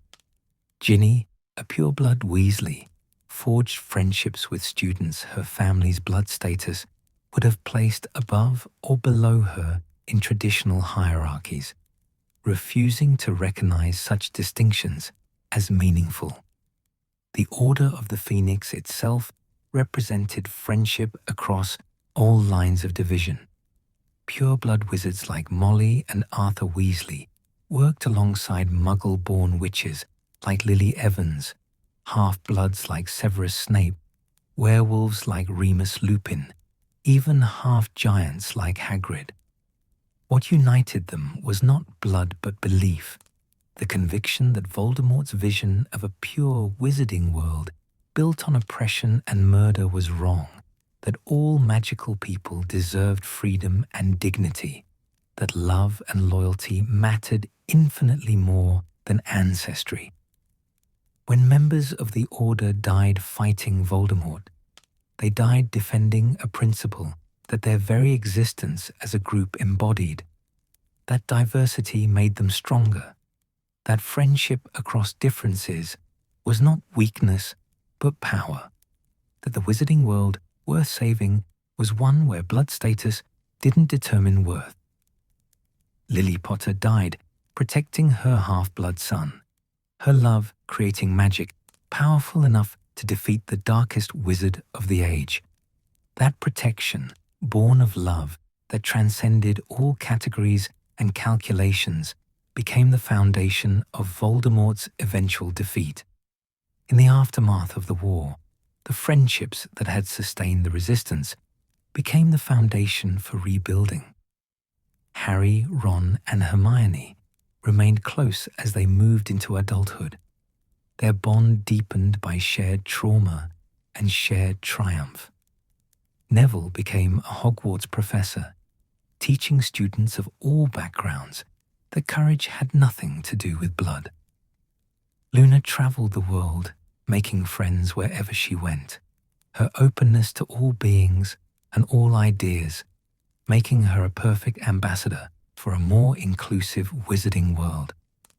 The Weasley family expanded to include spouses and children from various backgrounds, their gatherings at the Burrow demonstrating that family could be chosen as well as inherited.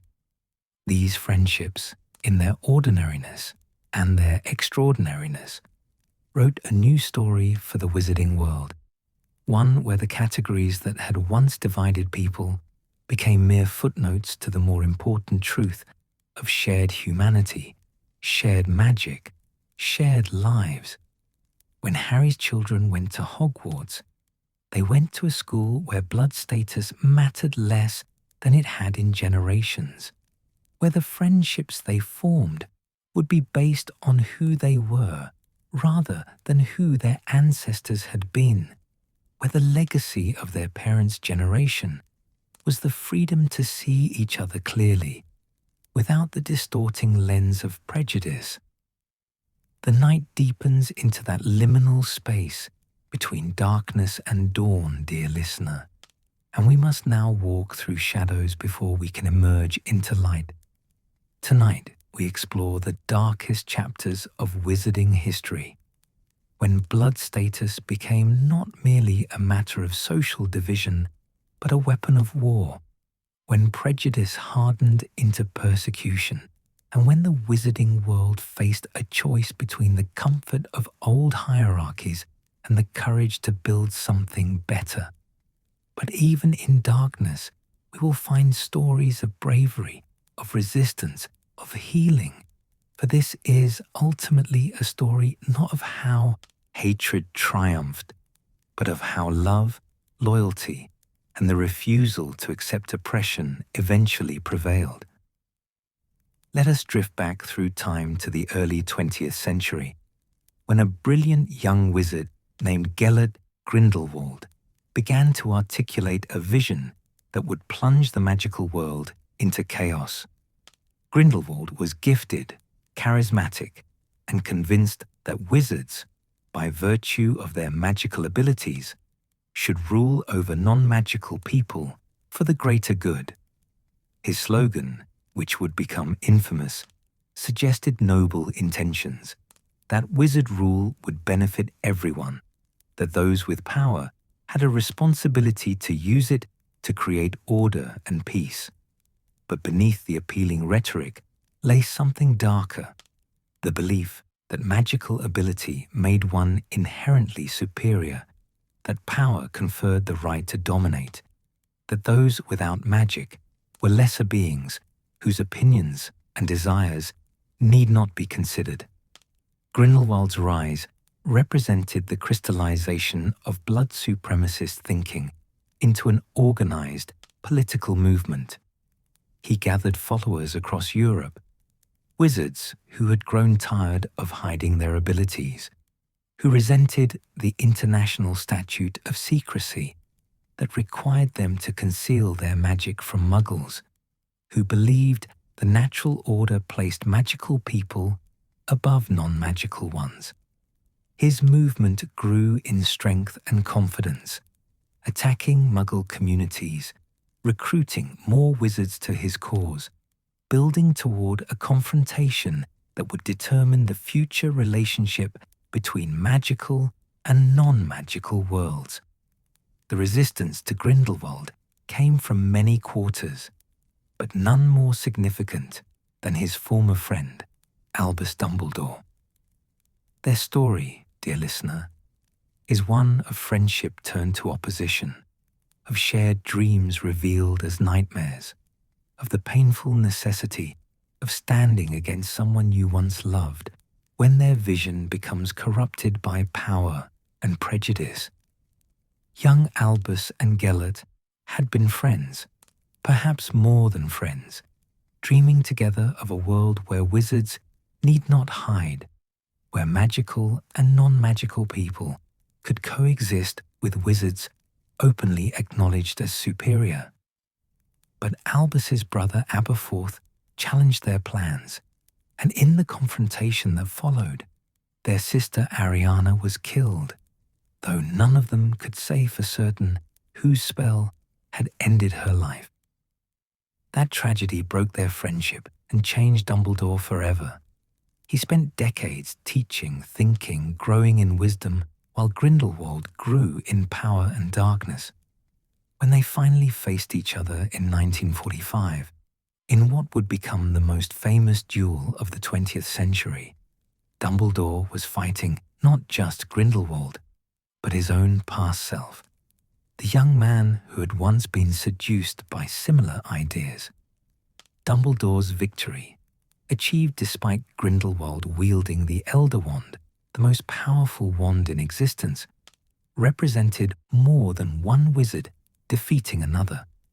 It represented the triumph of the belief that power should serve justice rather than dominate it, that magical ability did not confer the right to rule over others, that the greater good could never be built on oppression and supremacy. Grindelwald's imprisonment in Nurmengard, the fortress he himself had built, brought a temporary peace. But the ideas he had championed did not die with his defeat. They lingered in the hearts and minds of those who had supported him, passing to a new generation, waiting for another charismatic leader to articulate them anew.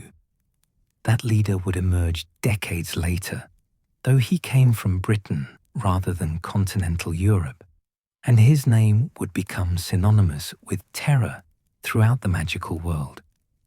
Tom Riddle's transformation into Lord Voldemort represented an even darker evolution of blood supremacy ideology, where Grindelwald had at least claimed noble motives, speaking of order and peace even as he pursued domination.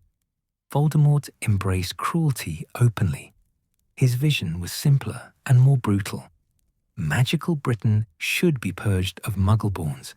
Half-bloods should serve purebloods, and anyone who opposed this hierarchy should be eliminated.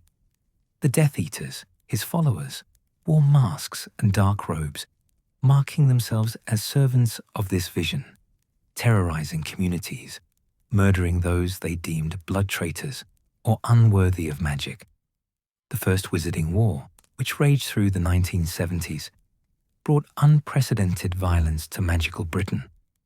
Families were attacked in their homes, entire bloodlines wiped out, communities torn apart by fear and suspicion. Muggle-borns went into hiding or fled the country entirely, while those who remained faced constant danger. The Ministry of Magic, weakened by infiltration and paralyzed by fear, proved largely ineffective at stopping the Death Eaters. It fell to the Order of the Phoenix, that brave assembly of witches and wizards who refused to accept Voldemort's vision, to mount meaningful resistance. The Order fought with courage that bordered on desperation, dear listener. They were always outnumbered, often outmaneuvered, losing members to Death Eater attacks with heartbreaking regularity. Marlene McKinnon and her entire family murdered. Gideon and Fabian Prewett, Molly Weasley's brothers, killed while fighting bravely. Dorcas Meadows, Edgar Bones and his family, Caradoc Dearborn, names that younger generations might not remember, but whose sacrifices helped preserve the possibility of a better world. These witches and wizards came from all backgrounds, pureblood, half-blood, Muggle-born, united not by ancestry, but by the conviction that Voldemort's vision of magical Britain was worth dying to prevent. The prophecy about a child born at the end of July who would have the power to vanquish the Dark Lord brought focused terror to James and Lily Potter and to Frank and Alice Longbottom, both couples with sons who fit the description. They went into hiding, protected by the Fidelius charm, that powerful enchantment that concealed them completely by binding their location to a single secret keeper. But betrayal, that most intimate of wounds, undid their protection. Peter Pettigrew, whom they had trusted as a friend, revealed the Potter's location to Voldemort, and on a Halloween night in 1981, darkness descended on Godric's Hollow. James Potter died first, defending his family without his wand, buying moments with his life for his wife and son. Lily died next, offering herself in Harry's place, refusing Voldemort's offer to stand aside, choosing death over allowing her child to be murdered.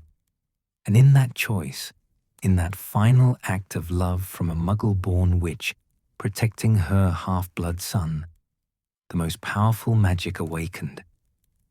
When Voldemort's killing curse struck Harry, it rebounded, destroying Voldemort's body, leaving only a fragment of his soul clinging to existence. The war ended that night, not with the Order's victory, but with a mother's love proving stronger than the darkest magic ever created. The celebration that followed Voldemort's fall was tempered by grief for all that had been lost. So many dead, so many families shattered, so much potential destroyed by prejudice and hatred.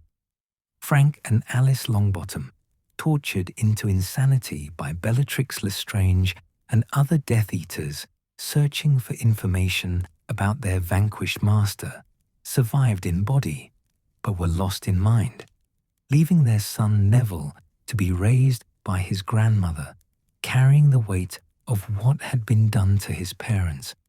The war was won, but the cost had been terrible, and the victory felt hollow to those who counted the names of the fallen.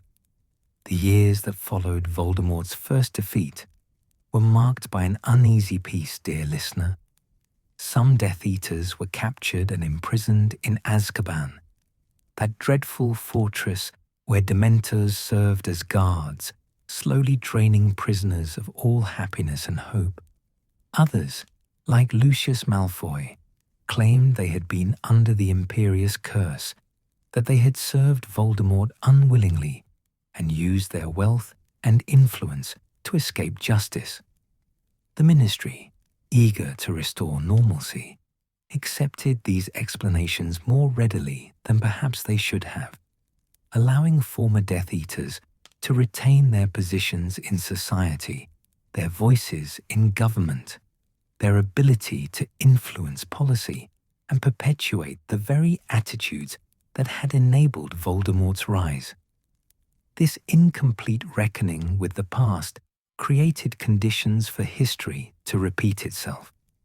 The prejudices that had fueled the war remained largely unaddressed. Laws protecting Muggle-borns were not significantly strengthened. The social hierarchies based on blood status continued to operate, less violently perhaps, but no less pervasively. And when Voldemort returned in 1995, when his Death Eaters emerged from hiding or abandoned their pretense of having reformed, the wizarding world found itself fighting the same war again, having failed to address the underlying conditions that made such wars possible. The Second Wizarding War brought all the horror of the first, but with added despair, the knowledge that they had fought this battle before, that victory had not been permanent, that the darkness could always return if not vigilantly opposed. This time, Voldemort's forces moved more carefully at first, infiltrating the Ministry through intimidation and the Imperious curse, passing laws that legitimized discrimination against Muggle-borns, creating a legal framework for persecution that made their oppression seem official and proper, rather than obviously criminal. The Muggle-born Registration Commission forced Muggle-born witches and wizards to register with the Ministry, to undergo interrogation about how they acquired their magic, the very premise of the questioning being that their magic must have been stolen. Those who could not satisfy their inquisitors, and how could they, when no answer would be acceptable, were sent to Azkaban, their wands confiscated, their families threatened. Others fled into hiding, living rough in forests and abandoned buildings, constantly moving to stay ahead of the Snatchers who hunted them for bounties. The wizarding world became a place where blood status determined not merely social standing, but survival itself. Hogwarts, that sanctuary of learning, fell under Death Eater control with Severus Snape as headmaster and Amicus and Alecto Carrow enforcing a curriculum of hatred and cruelty. Students were tortured for disobedience, Muggle studies became a class teaching that non-magical people were no better than animals, and the castle that had represented hope and possibility for generations of young witches and wizards became a place of fear. Yet even there, resistance emerged. Neville Longbottom, that boy who had seemed so uncertain and clumsy, found his courage and led students in acts of defiance, earning brutal punishment but refusing to submit, keeping alive the spark of rebellion that would prove essential when the final battle came. The Battle of Hogwarts, fought on a May night in 1998, represented the culmination of decades of conflict between two visions of the wizarding world. On one side stood Voldemort and his Death Eaters, fighting to establish permanent Pureblood supremacy, to eliminate Muggle-borns and subjugate all who opposed them. On the other stood students, professors, order members, and eventually even house elves and centaurs, fighting to preserve a world where heritage did not determine worth, where love and choice mattered more than blood and power. The castle itself became a battlefield, its ancient stones witnessing violence and heroism in equal measure. So many fell that night, dear listener. Fred Weasley, whose laughter had brightened even dark times, died in an explosion with a smile on his face, his last act protecting others. Remus Lupin and Nymphadora Tonks, who had found love despite prejudice against his lycanthropy, died fighting side by side, leaving their infant son an orphan as Harry had been. Colin Creevey, that enthusiastic boy who had idolized Harry, died defending the castle, though he was too young to have been called to fight. Lavender Brown, Severus Snape, dozens of others whose names deserve to be remembered, whose deaths bought the victory that followed. Harry's walk into the Forbidden Forest, his willing acceptance of death to destroy the Horcrux that Voldemort had unknowingly created in him, represented the ultimate repudiation of everything Voldemort believed. Voldemort, who feared death above all else, who split his soul repeatedly to achieve immortality, who saw love as weakness and sacrifice as foolishness, could not comprehend someone choosing death to protect others. That incomprehension was his undoing. When Voldemort cast the killing curse at Harry in the forest, he destroyed only the fragment of his own soul that Harry carried, while Harry, protected by his own willing sacrifice and his mother's love still flowing through his blood, survived. The final confrontation in the Great Hall, with the rising sun streaming through shattered windows, ended not with a dramatic curse, but with Voldemort's own spell rebounding upon him, the Elder Wand refusing to kill its true master. Tom Riddle fell, looking suddenly small and mortal, the terror he had represented for decades reduced to a body on the floor. The war was over, truly over this time, because the wizarding world had learned that defeating dark wizards was not enough. The beliefs that enabled their rise had to be confronted and changed. The healing that followed was slow and painful, dear listener. You cannot fight two wars against blood supremacy, cannot lose so many friends and family members, cannot witness such cruelty and hatred, and then simply return to normal as if none of it happened. Survivors carried scars both visible and invisible, memories of loved ones lost, trauma that would take years or lifetimes to fully process.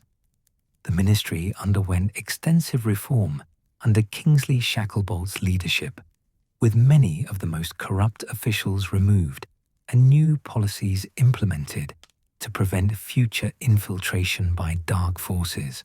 Hermione Granger led efforts to locate and free Muggle-borns who had been imprisoned, to restore their wands and their rights, to provide support as they rebuilt their lives.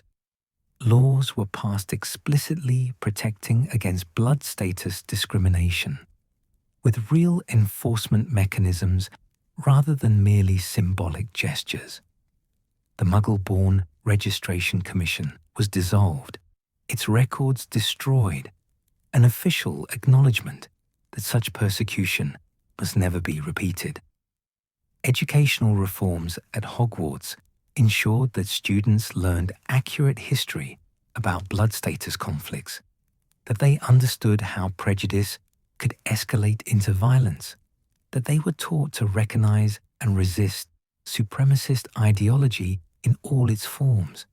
But perhaps the most important healing came not from laws or policies, but from individual choices, from the daily acts of people deciding to build bridges rather than walls, to extend trust across old divides, to honor the dead by creating the world they had died defending. Former enemies found ways toward reconciliation, not forgetting what had happened, but choosing not to let the past determine the future. Draco Malfoy, who had been raised in blood supremacy and come terrifyingly close to becoming a murderer in its service, raised his son Scorpius to judge people by their character, breaking the cycle of prejudice his family had perpetuated for generations. The memorial erected at Hogwarts, listing all who died in the battle, made no distinction between pureblood, half-blood, and Muggle-born casualties. Their names stood together, united in sacrifice, reminding future generations that courage and worth had nothing to do with ancestry. Students walking past that memorial learned a lesson more powerful than any written in textbooks, that the best of the wizarding world, those who gave their lives defending it, came from every background, that what united them mattered infinitely more than what might have divided them. The night has reached its deepest point, dear listener, that sacred hour just before dawn, when the darkness begins to soften and the first whispers of light touch the eastern horizon. We have journeyed together through the history of blood status in the wizarding world, its origins, its impact, its terrible consequences, and the hard-won victories that came from generations of struggle and sacrifice.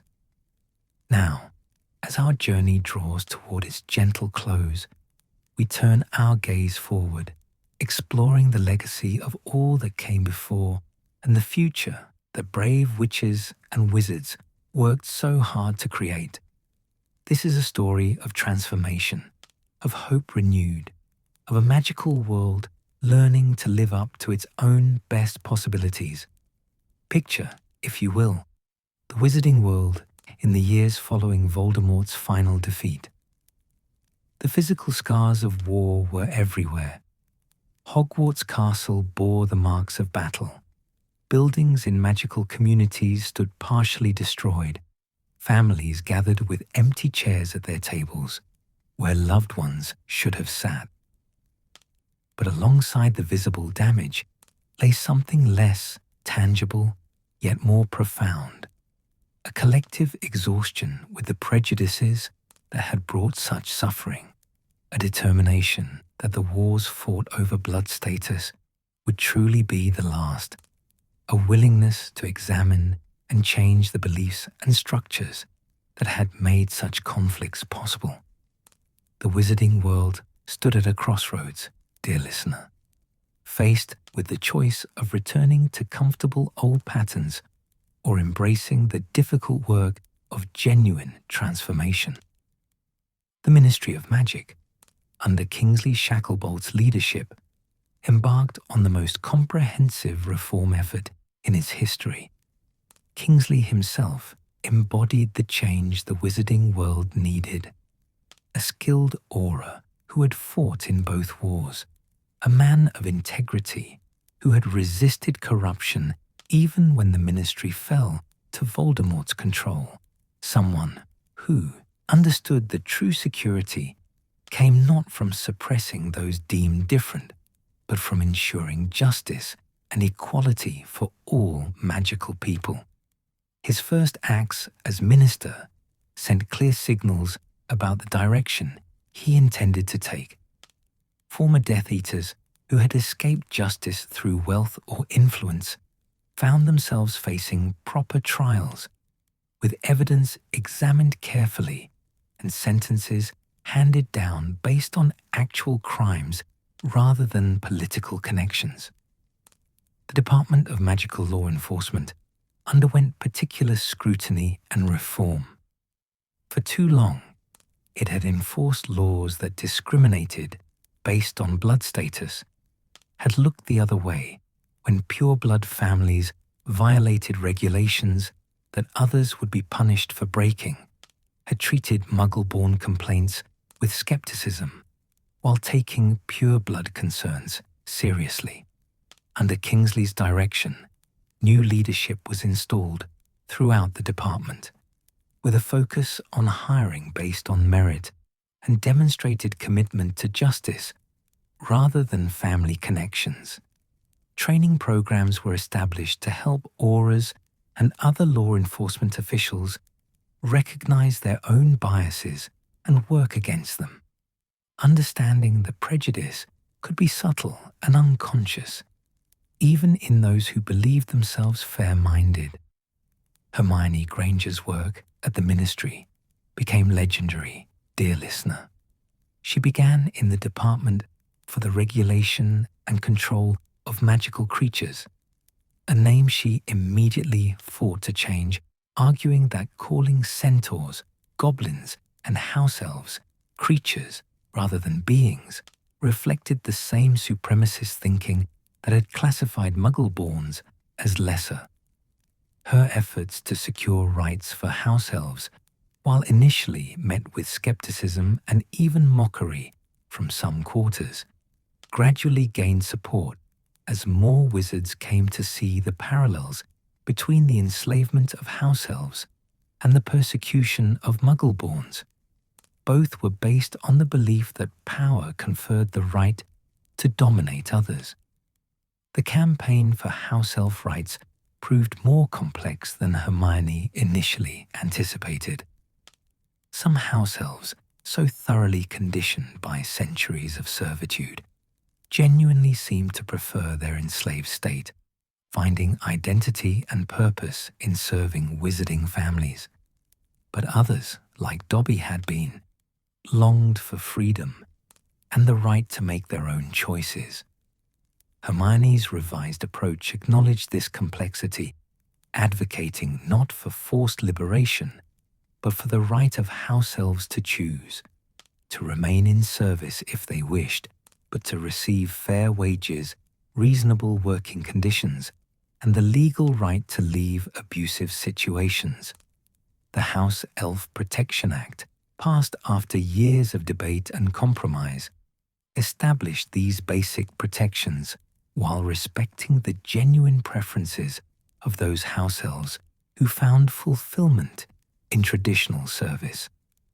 As Hermione rose through the ministry ranks, eventually becoming Minister for Magic herself, she brought to that highest office a perspective shaped by her experiences as a Muggle-born witch who had faced prejudice, fought in wars, and survived persecution. Her tenure saw the passage of the Blood Status Protection Act, which made discrimination based on magical heritage explicitly illegal in employment, housing, education, and access to magical services. More importantly, the Act included enforcement mechanisms with real teeth, a dedicated office to investigate complaints, meaningful penalties for violations, and protections for whistleblowers who reported discriminatory practices. But legislative change, while necessary, was not sufficient on its own. The deeper transformation required changing hearts and minds, particularly among those who had grown up accepting blood status hierarchies as natural and inevitable. This work happened slowly, in 1,000 small interactions and choices, as witches and wizards from different backgrounds worked together, formed friendships, built families that crossed old boundaries, and gradually came to see the arbitrary nature of distinctions they had once taken for granted. Hogwarts played a crucial role in this transformation, dear listener. The school had always been a place where young witches and wizards from all backgrounds learned together, but too often it had also been a place where prejudices were reinforced, where students absorbed from their peers, and sometimes even their professors, the message that blood status mattered. After the war, under Minerva McGonagall's leadership as headmistress, Hogwarts became intentionally committed to fostering equality and mutual respect across all lines of difference. The curriculum was revised to include honest teaching about blood status conflicts throughout wizarding history. Students learned about the Sacred 28, not as a list of prestigious families to be admired, but as a historical artifact of prejudice, an attempt to codify superiority that had contributed to decades of conflict. They studied the contributions of Muggle-born witches and wizards throughout history, brilliant minds like Lily Evans, who had excelled in potions, innovative thinkers who had approached magic with fresh perspectives, brave fighters who had defended the wizarding world against those who claimed they didn't belong in it. They learned about the House Elf rebellions, the Goblin Wars, the Werewolf Rights movement, understanding that the struggle for equality extended beyond human wizards to all magical beings. Muggle studies, which had once been an optional class, often taken as an easy elective by students who already knew the material or dismissed as irrelevant by those from magical families, became a required course in the reformed curriculum.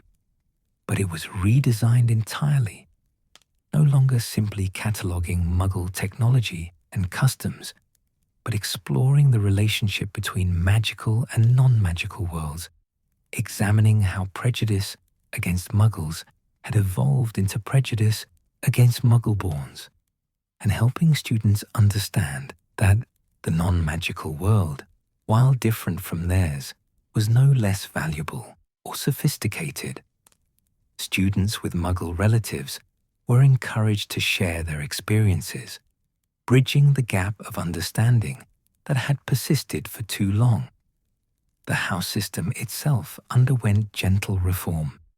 Dear listener, the 4 houses remained: Gryffindor, Ravenclaw, Hufflepuff, and Slytherin, with their distinct values and traditions. But efforts were made to reduce the rivalries that had sometimes hardened into genuine animosity. Inter-house projects became standard, requiring students to work with classmates from other houses toward common goals. The House Cup scoring system was revised to reward collaboration alongside competition, with points awarded for acts of kindness across house boundaries, for standing up against bullying regardless of which house the bully or victim belonged to, for demonstrating that loyalty to one's house need not mean hostility toward others. Slytherin House faced particular challenges in the post-war years. Its association with dark magic and blood purity ideology, while never universal, there had always been Slytherins who rejected such beliefs, had become so strong that some parents hesitated to allow their children to be sorted there, fearing the stigma and assumptions that would follow. Professor Slughorn, who returned to teach potions after the war, and the new head of Slytherin House, worked deliberately to rehabilitate Slytherin's reputation, emphasizing that ambition and cunning, the house's traditional values, were neutral qualities that could serve good or ill, depending on how they were directed. They celebrated Slytherin students who used their ambition to achieve academic excellence, their cunning to solve complex problems, their resourcefulness to help others. The sorting of Albus Severus Potter into Slytherin House became a powerful symbolic moment in this rehabilitation. Harry Potter's son, bearing the name of two complex men, one a Slytherin, who had redeemed himself through love and sacrifice, the other, the greatest wizard of his age, who had seen good in all houses, choosing Slytherin over his father's old house of Gryffindor, sent a message to the entire wizarding world. If Harry Potter could support his son's placement in Slytherin, if he could tell Albus that Slytherin had been home to one of the bravest men he had ever known, then perhaps the old associations could finally be left behind, the house judged by its current members rather than its darkest alumni. The friendship between Albus Potter and Scorpius Malfoy represented everything the post-war generation could become. Here was Harry's son and Draco's son, children of former bitter rivals, forming a bond based on genuine affection and mutual respect rather than family legacy. Scorpius, raised by a father who had learned painful lessons about the cost of blood prejudice, grew up free from the supremacist ideology that had nearly destroyed his family. Albus, bearing the weight of his famous surname and the expectations that came with it, found in Scorpius a friend who saw him for himself rather than as an extension of Harry Potter's legend. Their friendship was ordinary in the best possible way. Two boys who liked each other, who made each other laugh, who supported each other through the normal struggles of growing up, without any thought that their different family histories should matter. Rose Granger Weasley, daughter of Ron and Hermione, represented the full integration of formerly divided bloodlines. Her mother was Muggle-born, her father Pureblood, making Rose herself a half-blood, but more importantly, making her a symbol of how completely the old categories had broken down in the generation born after the war. Rose grew up hearing stories of her mother's brilliance, her parents' adventures fighting against Voldemort, the importance of standing against prejudice and injustice. She attended Hogwarts without the burden of proving herself that her mother had carried, entering a school where her Muggle-born heritage was simply one detail among many, rather than a mark against her. The Weasley family gatherings, occurring regularly at the Burrow, showcased the beautiful diversity that had become normal in post-war wizarding families. Harry and Ginny brought their children, James, Albus, and Lily. Ron and Hermione arrived with Rose and Hugo. Bill and Fleur brought Victoire, Dominique, and Louis, their children, a blend of British and French magical heritage. George, who had eventually remarried after years of grieving Fred, brought his own growing family. Percy, who had reconciled with his family after his estrangement during the war, attended with his wife Audrey and their daughters, Molly and Lucy. These gatherings included purebloods, half-bloods, and those with Muggle-born parents, part Veela children, and various partners from different magical backgrounds, all simply family without any thought given to bloodlines or ancestry. Beyond Britain, the transformation rippled outward through the international magical community. The International Confederation of Wizards, influenced by the lessons of Britain's blood wars, began examining blood status discrimination in other magical nations. Some countries had never developed the same obsession with blood purity that had plagued Britain their magical communities more integrated with non-magical society, or simply organized along different lines. Others struggled with similar prejudices, and delegates from post-war Britain shared what they had learned, both the mistakes that had led to conflict and the reforms that were helping to heal it. The new generation of magical children growing up in this transformed world took equality for granted in ways their parents and grandparents never could. To them, the idea that someone's magical ability might be judged based on their parentage seemed absurd, as nonsensical as suggesting that wandwood determined a wizard's worth or that house placement predicted moral character. They learned the history of blood status conflicts as exactly that, history, something that had happened, that their world had moved beyond, that they had a responsibility to ensure never returned. Yet the work of building and maintaining equality remained ongoing, dear listener, for prejudice rarely disappears completely, and the temptation to create hierarchies, to divide people into worthy and unworthy based on arbitrary characteristics, persists in every generation. Some families, particularly among the very old, pureblood lines, quietly maintained their traditional beliefs even as they publicly complied with new laws and norms. Some witches and wizards, traumatized by the wars, harbored resentments that could flare into renewed prejudice under the right circumstances. The challenge for the post-war generation was not simply to defeat blood supremacy once and for all, for such total victories are rare in human affairs, but to create a society where such beliefs could not gain institutional power, where they would be consistently opposed and marginalized, where each new generation would be taught to recognize and resist them. Educational initiatives extended beyond Hogwarts to reach the broader wizarding community. The Daily Prophet, under new editorial leadership after the war, ran regular features celebrating the achievements of witches and wizards from all backgrounds, consciously working to counter the historical pattern of highlighting pureblood accomplishments while overlooking others. Magical wireless programs included diverse voices discussing topics ranging from potion innovations to magical law reform to the proper care of magical creatures.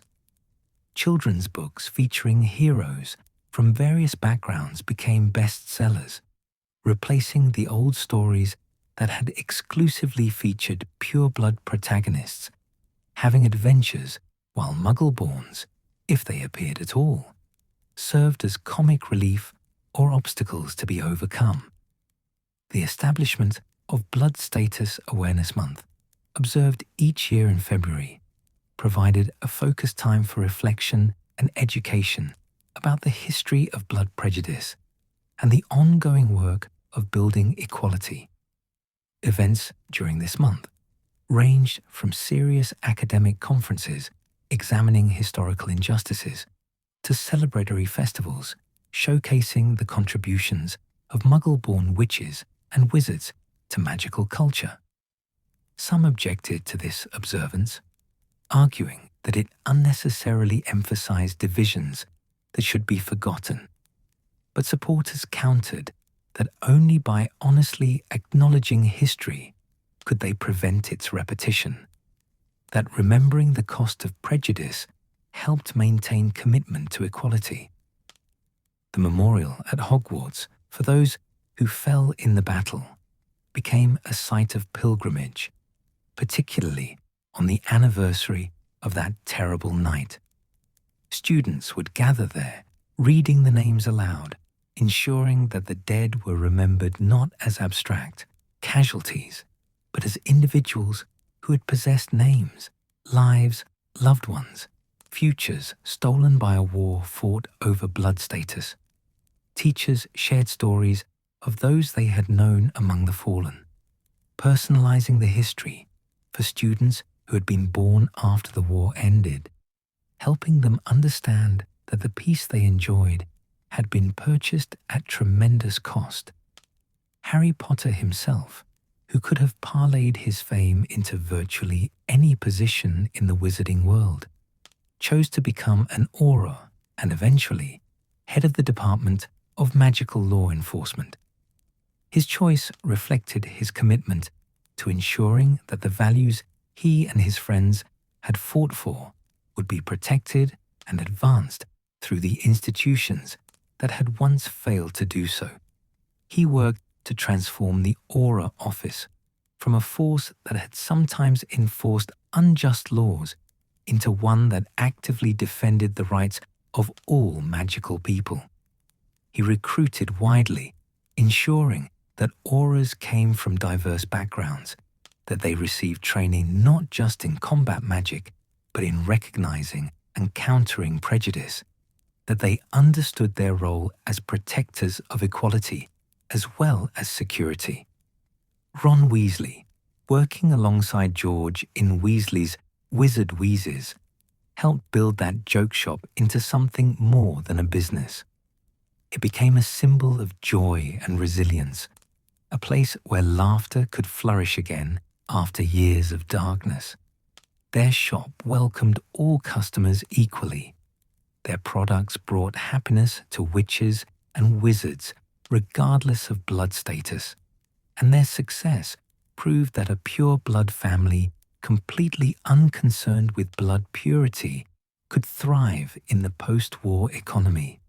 The shop's popularity among young people in particular showed that the new generation valued humor and creativity over the old snobberies about proper pursuits for magical families.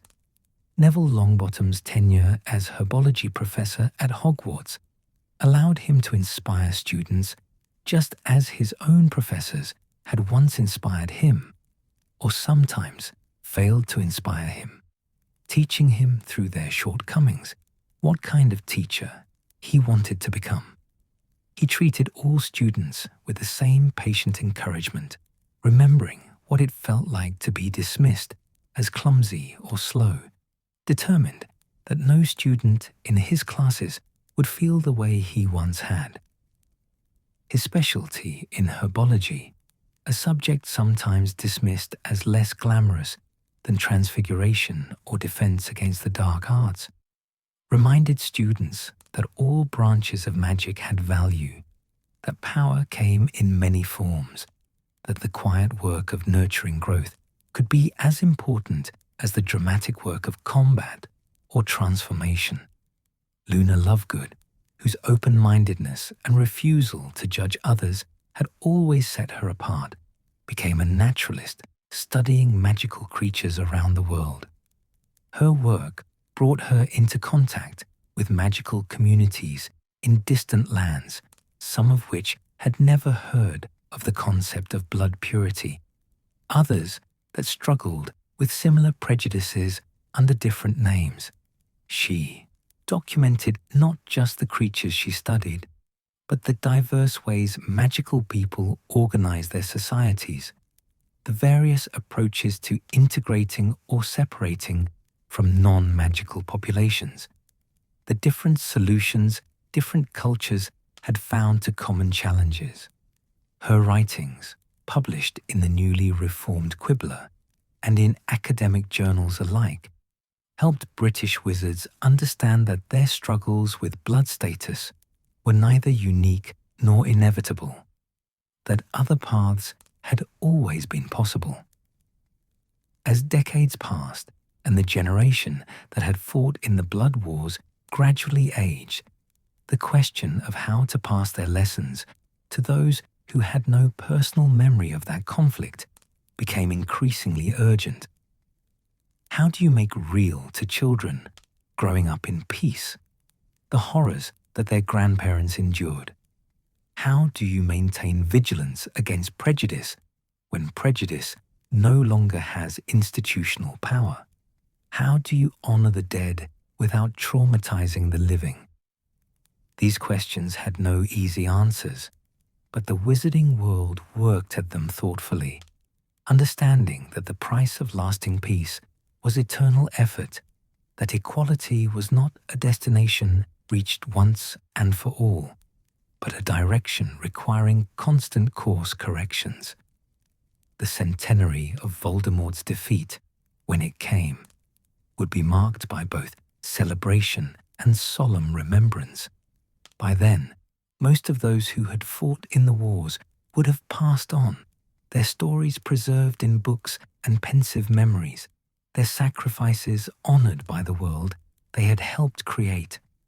Young witches and wizards who attended those commemorations would live in a world where blood status mattered so little that they would struggle to understand why anyone had ever cared about it, why wars had been fought over something so arbitrary. And that incomprehension, that inability to imagine a world organized around blood prejudice, would be the truest measure of victory. Not merely that supremacy had been defeated, but that it had become unthinkable. As dawn finally breaks, dear listener, as the first gentle light of morning touches the windows of Hogwarts Castle and the Burrow and Grimmauld Place and all the other locations where our story has unfolded, we see a wizarding world transformed. Not perfect, no world inhabited by imperfect beings ever is, but better, more just, more equal, more open to possibility. A world where magical ability is celebrated in all who possess it, where heritage is honored as history without being weaponized as hierarchy, where the categories that once divided people have become footnotes to the more important story of shared humanity and shared magic. The legacy of all who struggled against blood prejudice, from the Muggle-born students who persisted despite discrimination, to the Pureblood rebels who rejected their families' beliefs, to the half-bloods who refused to be torn between two worlds, to the countless individuals who made daily choices for kindness over cruelty, inclusion over exclusion, love over fear, lives on in this transformed world. Their gift to future generations is not merely peace, but the understanding of how to maintain it. Not merely equality, but the tools to defend it. Not merely justice, but the commitment to extend it ever further and deeper. Rest now, dear listener, as the story comes to its gentle close. Let the images of this transformed wizarding world settle into your mind. Children of all backgrounds playing together in Diagon Alley. Hogwarts students focused on their studies and friendships rather than bloodlines. Families gathering without thought to ancestry. A ministry dedicated to justice for all. A future bright with possibility. Know that the long struggle was not in vain, that the sacrifices bore fruit, that love and courage and stubborn hope eventually prevailed over hatred and fear and the weight of terrible tradition. Sleep peacefully in the knowledge that magic, that most precious gift, belongs to all who can wield it, that worth is determined by character rather than ancestry, that the future remains open and full of wonder for those brave enough to build it. Dream of a world where the only question that matters is not where you came from, but who you choose to become, where friendship flows freely across all boundaries, where the legacy we leave is measured not in bloodlines preserved, but in justice achieved, equality maintained, and love freely given and received. The story of blood status in the wizarding world, with all its pain and triumph, its darkness and light, its terrible mistakes and hard-won wisdom, is ultimately a story of hope. Hope that people can change, that societies can transform, that the future need not repeat the past, that we can learn from history rather than being forever trapped by it. Rest well, dear listener. The night has passed, the dawn has come, and the wizarding world awaits, full of magic, full of possibility, full of the promise that tomorrow can be better than yesterday if we have the courage and wisdom to make it so. Sweet dreams, in a world where blood is just blood, where magic is just magic, and where what truly matters, kindness, courage, love, and the choice to stand for what is right, belongs equally to all. Sleep now. The story is complete. The journey is done. And morning light streams gentle and golden through your window, welcoming you to rest.